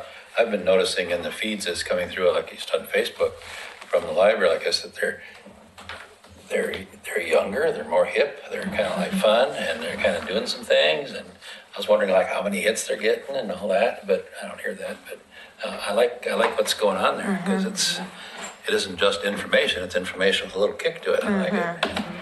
Yeah, Aaron puts a really good spin on things. It's really good. He's really fun. It's one of the best I've seen. Yeah. In terms of social media and how it's being used. Aaron's I'm sure getting there's all things kinds of good feedback tonight. So where do you see, you talked about review of the strategic plan, but I think I'm more curious about the upfront. Once the commission adopts it, then it's you sort of thinking through, okay, what are you really going to do? There's kind of a lot of stuff in there, but it's kind of prioritizing from there. And then I think the same with the Friends trying to prioritize and the foundation. Right. But I would think that's be some good discussion here about where. It would be good. We've listed all of these things we could do. Where do we really think we want to spend a little? That'd be good in February. Yeah, just focus and time. It would be. I already know what I want. Yeah, well, I think it is. I think it's for the board to hear what your interests are, and then to kind of react to that and respond and say yes. Yeah, and say yes or go no, whichever. But you're going to go do it anyway, right? Yeah. Well, I think there's certain things that we've got some dates on some things in there, but as many of the candidates were talking about, surveys and assessments and stuff like that, when you think about figuring out how to serve certain areas, well, certainly you want to go ask people to get more information from them, not just guess. Mm-hmm. And then the standards call for all kinds of assessment to happen, So I added a whole page of things from the standards, on technology assessment and all facilities assessment and all kinds of things. So that needs to get worked into a regular annual schedule for the library from here on out. So that will help feed information on a regular basis. And I had another thought, and I can't remember where I'm going with that. So, and policies need to be updated. We really, really want to have the library have a very stable footing in policies. So now that we've got this one done, we're going to go back to the behavior policy and review it. And then take a look at a couple other, okay, that'd be great. So I think, if I look back, I think, reviewing standards, but we've had this discussion. I was a standards person, so that didn't bother me. But it also it helped me kind of see the bigger picture of a library. Absolutely. I think, I feel like I've sort of learned how the library operates, but it's been sort of pulling little bits and pieces out. So having a more thoughtful way so people understand what is the funding and how is it funded and kind of how do things work and what do you think about your collection and why you think about it that way. I think those are, I think that's where we're at. I think when I came on the board was just when we were starting the building. So everything was pretty focused on the building. Yeah. As it needed to be. But now it's more learning about how the other parts of how it all works. Right. Well, and I think I agree with you. I think the standards are fantastic for that because it gives non-professionals a view of what a professional librarian thinks are important. What are the things that public libraries in the state should have and should be doing. And, you know, and there's things that I advocate for, one, not just because I think they're nice, but because like my profession says that this is like what you should be doing to provide service. And so I think it's really great for people not just to get the breadth and scope of that from a document, but also to see like what we think is important, you know? Yes. Rosa emailed both of us at 5:43 and said she's on her way. Oh, great. Okay. She's having an issue with Google Maps. Oh, no. I wonder where she's coming from. Wonder where she's going. Yeah, I know. I hope she's coming here. Yeah. Yeah. Maybe you want to email her back and make sure she's got the right address. So, but no, I think that's really a good idea, the prioritization. Guys are gonna work hard. I know. There's a lot of work to get to do. I mean, truly, it's like the building is just the first step. You know, you think you've reached the mountaintop. It's like one of those false summits. You look up and then you're like, oh, wait, the summit's up there. And it just keeps going like that, right? Yeah. But you wanted to. There she is. Oh, yay. Hi, of course. Come on in, welcome. Yeah. Have a seat right here. Take a deep breath. Yeah, take a deep breath. We have not been waiting long, calm. Rosa. It's just fine. Yeah, we had other business So. we went back to Yeah. do. And so you need to take us back off now? No, we're all good. Okay. All good? Yeah, because he was never videotaping Oh, anything. okay. Yeah. Hi. Hi, welcome. Welcome, Rosa. I'm Jan Wallander. I'm the chair of the board, and welcome to have you here today, and excited about your interest in the library and your application. I'm going to have the other board members introduce themselves, and we'll talk about the process. So, My name's Ken Hall. that's why you have their names right here, so we remember who we are. Yeah. I hadn't thought of that. I'm Larry Osborne. I'm Don Wright, and this is my last board meeting. After 8 years. After 8 years. So he's had long service. I'm Scott Edwards, the vice chair. And I'm Nick Dirkman. And you know Mo and then Mo. so- Yep, you know us. as the staff. So today we've been doing interviews for the library board positions. We have 3 vacancies right now. We've had 5 applicants today. So we've done about 20 minutes for each applicant. The questions are in front of you, and we will also read the questions. Okay. They're pretty straightforward, I think, about, you know, normal library process you would expect from a board process. And then at the end, you can ask us any questions if you have any, and then we'll talk a little bit more about the next steps. So, Sounds good. okay, you ready? Yeah. Okay. So first question is, what is the role of the library within the community? Yeah, so I think back to the role that libraries and various libraries have played in my life from a very young age. And I think it is, you know, the core of it is offering resources and books and making that accessible to all people. But it's also, for me, it's really the heart of a community. It's where people can gather. It's an expression, it's a message of everyone's welcome. That's something I feel whenever I go into a public library. My husband is from Chile, and although they're very progressive on a lot of fronts, he talks about just the experience of growing up without, not having access to a public library, where he grew up in rural Chile, which makes me realize how lucky we are to have access to libraries.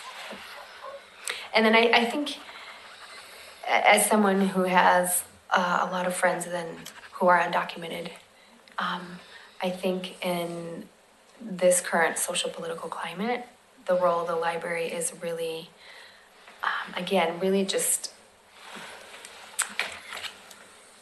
it needs to send an explicit message of acceptance, that everyone is welcome, that all resources are accessible to all people. I think it has even more of a role right now than it has perhaps in the past on that front. Are there particular areas of the library collection which you especially like to use? I have 3 small children, so that's the area we typically go to. We have had a lot of communication with the library team about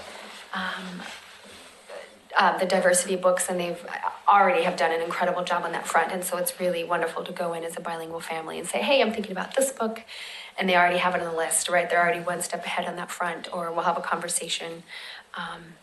I work in early intervention with children, and so I'm also often wondering about books on those topics. Hey, I need to talk about, actually just went into the Tualatin Library and said, hey, I need some books on boredom. I have a really bright boy with ADHD. We want to use that as a jump off point. And that's just, I tend to, that is the area that I use at work and at home, is the children's section in particular. So I've been very excited to see the new collection that's come from Mexico, from the book fair there. That's been fabulous to see. And is it me? Okay. So why do you want to be on this board? Kind of an obvious question. Then what special skills, strengths, and knowledge do you bring to the board? I think I've touched on this in some of the earlier questions. But for me, I've always been passionate about books and the role the library can serve. First off, just receiving that as a child, and from a disadvantaged background, that was one of the equalizers in my life. And then now as a parent and as an early intervention provider, I see again the robust role that the library can play and does often play in the community. And so if I can be a part of that, I feel like that just flows so much with the other roles that I have in my life as a mother and as an educator. I feel like I try to bring, in terms of special skills, strengths, or knowledge, I try to bring to probably every interaction right now a lens of equity, in terms of race and SES and gender, but also just in terms of how we value children and we value the elderly population and every population. That's just something I try to personally constantly be thinking about and reflecting on, because so often we just need to make that more visible. I'm trilingual, speak Spanish and basic grasp of Italian, but I have to brush up on that, to be honest. I bring, I think, a set of interpersonal skills because I work as a consultant in community preschools. So all day long I'm communicating, with just a variety of people, parents, teachers, kids, and having to move very fluidly between one interaction to another, right? That can be very different in terms of what a person brings to that. I really enjoy writing, both in terms of, I've had some research articles published, but also I'm writing a lot of personal essays right now as a mother of biracial children. So a variety of genres there. I think that captures it. Yes, thank you. Okay, thank you.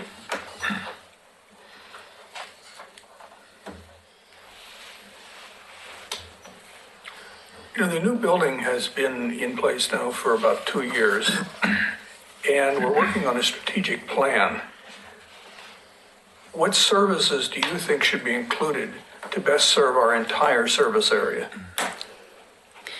Right, so when I had the opportunity to be part of some of those discussions around the strategic plan.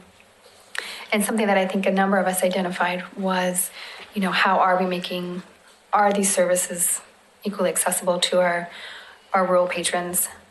We had a lot of discussions around a lot of our families in Head Start. I think the families that are already coming to the library, they see the value that they're going to continue to come for the most part.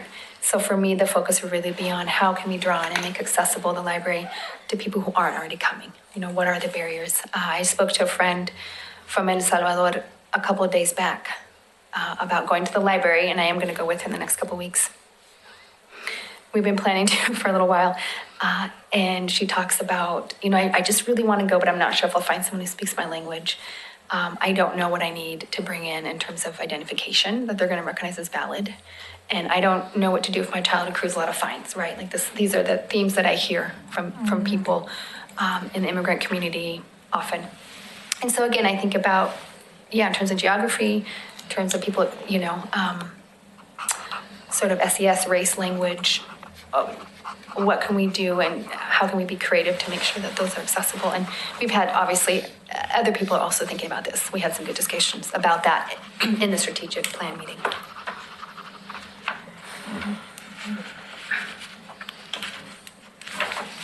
Pardon me, I gotta get my glasses on. The Oregon City Library service population includes both residents who live within the city limits as well as those who reside outside the city limits in areas such as Redland and Beaver Creek. How can we best provide service for those living some distance from the library? Yeah. So we had some discussion about that in the strategic plan as well. So I can't claim all of these ideas for myself, but I think we tossed around the idea of a book mobile. That's what came to mind for me. I don't think that's very cost efficient. I think I've seen the library team make a lot of efforts to expand virtual services. That makes sense to me, especially in this day and age. And then I also wonder about, these residents are a little ways away, but there is also such potential and possibility when people do gather in the library. That is a space for that. So I wonder about, are we, and I think we are, but it's something to consider, are we offering, in terms of some of the classes and events, content that is really meaningful for them? Are you willing to represent the library board at public meetings such as neighborhood association meetings, other advisory group meetings, city commission meetings, etc.? Yes. I think I would want to be a little more familiar with the process first, but yeah. Thank you. And then the last question, the library board normally meets monthly on the second Wednesday from 5 to about 6 or 6:30. And so attendance is important. Are you available to attend the meetings on a regular basis? Yes. Recognizing commute and childcare and all those other, Yeah, certainly once I have the day on my calendar and I can line up childcare, yeah, I can do that. And we've had kids visit us in the meetings before. Yeah. Plenty of times. Okay. So it's not unheard of. Good to know. Yeah. Is there anything you want to add to anything you've said? I think I've touched on everything that I wanted to talk about today. I will say briefly on a more personal note,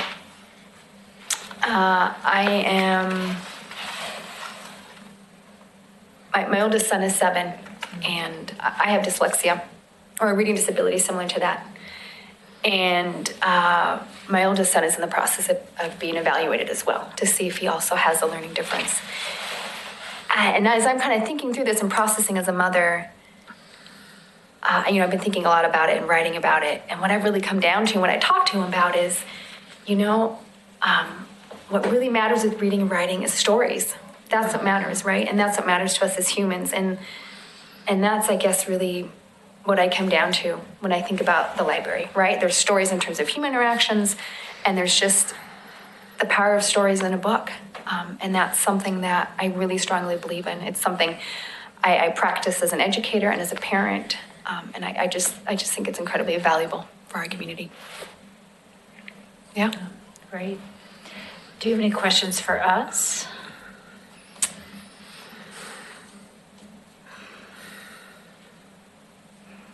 I don't think I do at this point. Okay.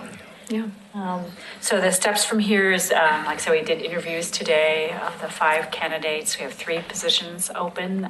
We'll make have some discussion and make decisions. We make recommendations to the mayor, who makes the actual appointment, probably early part of January. Mo will let people know one way or the other. Okay, sounds good. So thank you. Yeah, thank you for the opportunity. I also noticed you're a fellow BU grad, although I was 40 years earlier, 1977, but That's great. but we stick together. There you go. There you go. Okay, Great. Thank you, Rose. Great, thank you. for making the effort to get Yeah.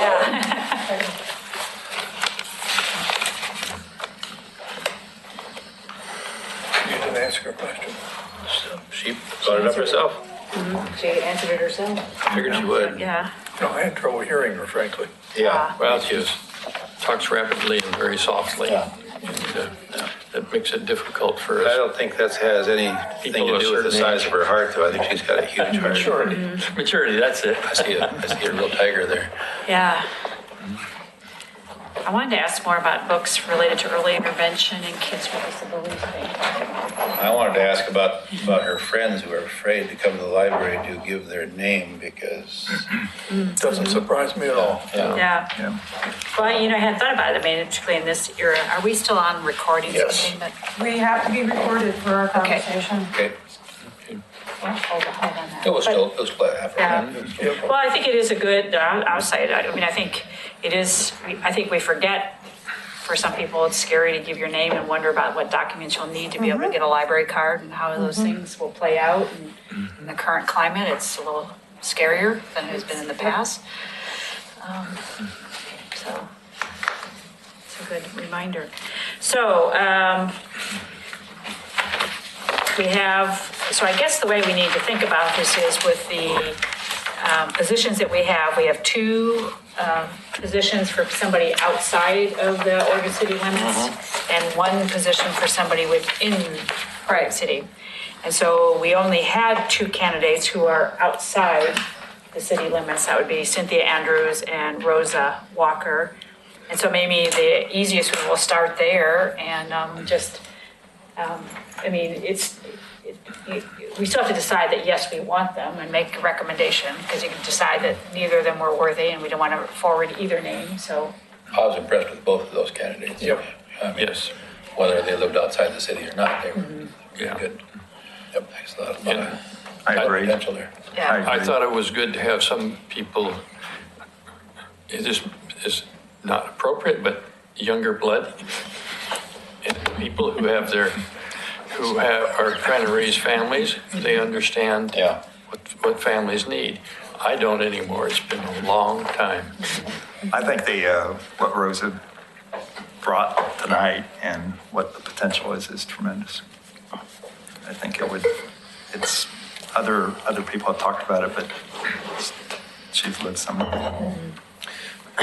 Yeah, I mean, I think both of them, as you say. I mean, I think Rosa really brings something. We have talked for a couple of years about needing somebody who was younger and maybe had kids and just recognizing the commitment, the time commitment.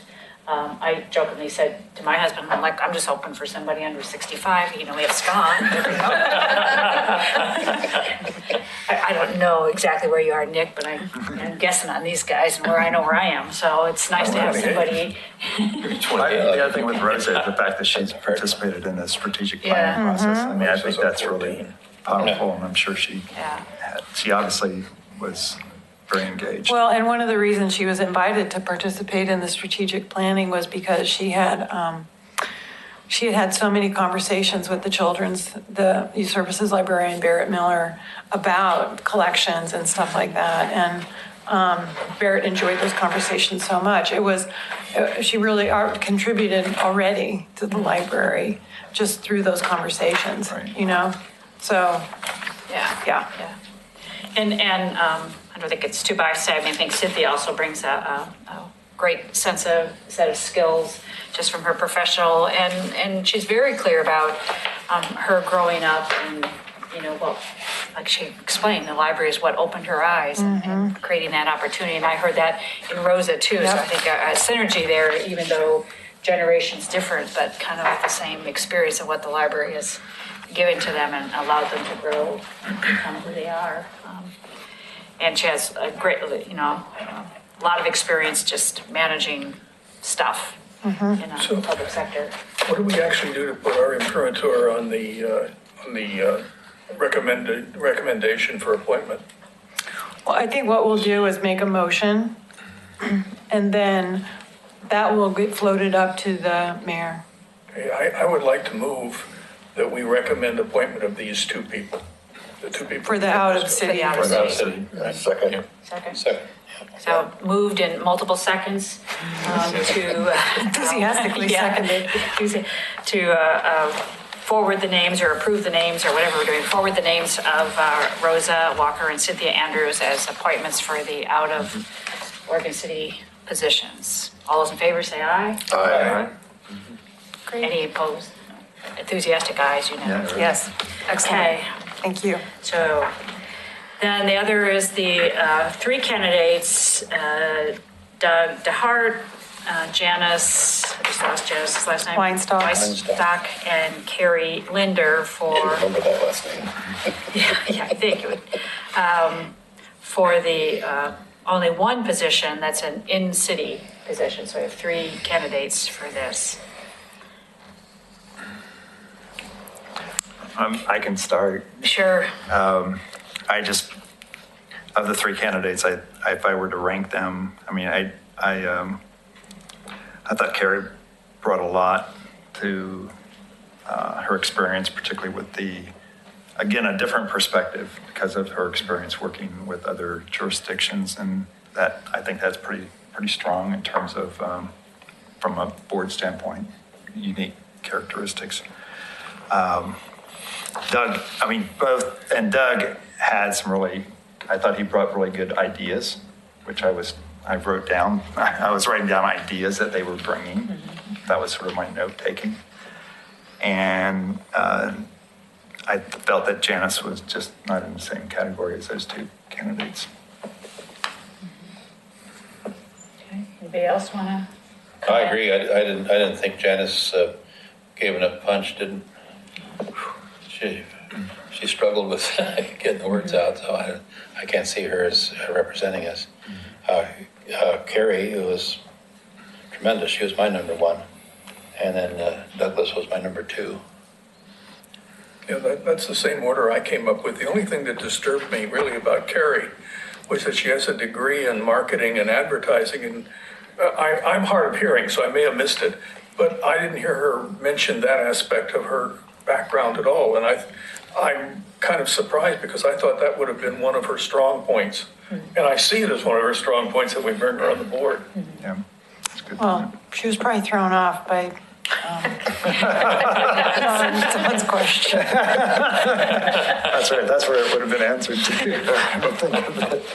I'm still going to vote for her. Well, as I said, I think you were out of the room. One reason that she went up in my estimation was that I threw her oddball, curveball thing. And she fielded it. You know, it was all right. She didn't know anything going on. That's a joke, you know. All right, fine. You got to have that kind of light-footedness in this business, and she's got it. So, yeah. Yeah, and she wasn't feeling well. She told me later. Oh, really? She had been sick all last week. She was on antibiotics, and I thought she handled everything really well. Yeah. So anyway, I pretty much agree. I thought Doug was pretty, had a lot to offer, but, I'm looking to these younger people for some reason. And if she's got the background in advertising and, promoting things, libraries need to be promoted. We have to find ways to get more people interested in it, because I know people who don't ever walk into a library. They have no idea what they're going to do, What they're missing. And so I talked to them about, come on, you can get movies, you can get TV programs, you can use the computer. And, we just need to wake people up. Do you have any disagreement with? No, I don't have any disagreement. I agree. They're both very strong. I'll make a motion that we offer up Carrie's name as our. Second. So it's been moved and second to offer promote Carrie's name as a candidate for the in-city position. All those in favor say aye. Aye. Any opposed? Okay. That'll be the name we move right. forward. excellent. Thank you so much. It's hard. I think that would be a credible candidate, but I would agree. There was something Carrie brought. Also, that she's only been in the city 5 months. She's a new. She's hitting the bricks New right in the resident. mud, yeah. It's a perspective that that we could use. Yeah. And her experience with boards can't hurt us at all. Yeah, I think it's you know? another good perspective. Yeah. I think the other thing I was struck by, but a little bit from her and a little bit from Janice, even though I think you're right, Janice was not very, it's hard to get much out of her. But both of them are people coming after the building was built. Like, we've all been sort of talking about the building and now what? And I think it's like, okay, that doesn't mean anything to them because this is always the building they've been had. You know, it's not so it is a part of that change. Of, we don't have to always be looking like, well, we used to have this, but now we have this. It's kind of have this, and now we move forward. Yeah, because they're both new residents here. Yeah, that is weird, isn't it? It's like, let me tell you what we went through to get this building. And they didn't want to hear that. They were like, okay, so what? Let's move forward. Yeah. So that's a good perspective to have, I think. Add to the board, so. Yeah, of course. Mention Danielson's Thriftway and see what they think. Yeah, right? Oh my God, that's Right. Yeah, means nothing to them. Right. So, okay, so you've got your recommendations. And, Yes, thank you. And then your hard work of telling some folks no. And if any of the rest of us get hit by a truck, call Doug. Yeah, Yeah. there you go. I've had great But only if candidates. you live in the city. Oh, okay. Oops. Yeah. Yeah. Well, you do. You're in the city. You're in the city. Yeah, I'm in the city. Yeah. So great recruitment this year. It was great. Okay, Yeah, so- well, That's I had nothing very to do with that. Well, wait, I did. I actually recruited Rosa. Good for you. Yeah, great That was move. really good. Thank you. Yeah. So is there anything else on the agenda?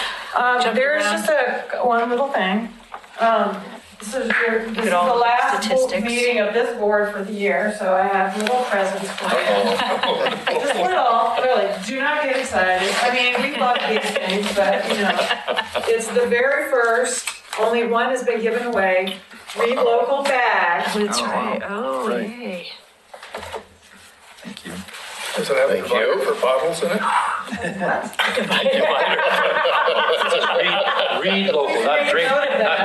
Yeah, the next one should have a little divider in the back. Yours has got something in it at the moment. Just Thank you, hold Mom. on, I'll have yours in a second, because I And have you, something. and you all with- notice how the OC is, so it's like it kind of Cool. read local. Clever. That's that young stuff. Yeah, they know how to do They're kind things. of, and then they're.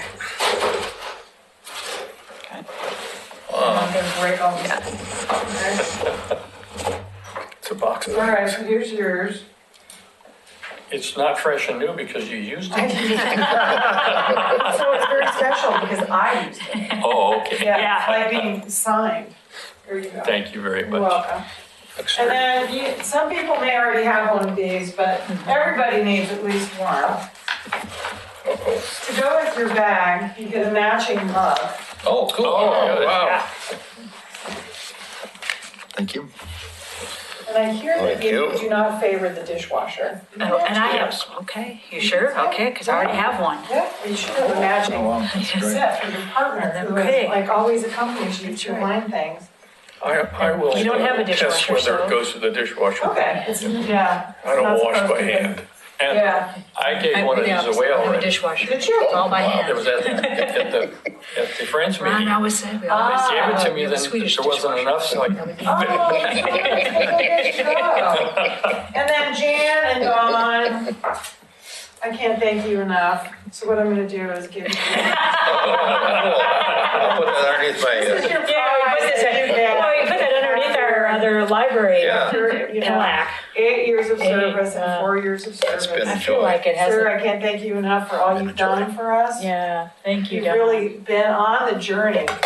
I've only been here 9 years the myself. funnest so, I thing, mean, you the can't- funnest thing in 8 years was going to all the other libraries and seeing what they're doing That right was and wrong. fun, wasn't That it? was fun. Getting lost, trying to find them and all that. Yeah. Yeah, thank you, Don. That, I mean, 8 years, that's a long time. And you did, like I said, you really did do all those extra things. Every time it was another little committee and like people going, oh, I don't want to do that one. Don would step Don up would to say, the plate. yeah. So- Here he is. And Jan, you've been fantastic. And you've been chair for how long? Just 2 years. Just 2? Just 2. You've been doing great. You've been a great chair. Yeah, it's not an easy been fun. position, really. And you do it very gracefully and graciously and really appreciate your service. And the fact that you have a winery is just such a bonus. Yeah, we should have gotten, wine glasses, next time we'll get. Well, no, I know that wine glass for me. As long as We it can have a drink and read This is about local. as much. Yeah, Right? Right. And that's the end of my business. Thank you. well, thank you. Thank you. Where are these? Is this where you get the picture? Yeah. Oh, yeah. There ought to be a number of them. After we go down to the bar, we can do that. Right. Great. Mics are off. So what? Are the Should mics I off? close the meeting? I think we should close them, yeah, because we've already talked about future agenda items. Yes, I believe we should. Was there any adjourn. communication from any of the other groups that we need to cover? No. No, they don't have a meeting. Okay. Meeting is adjourned at 6:16.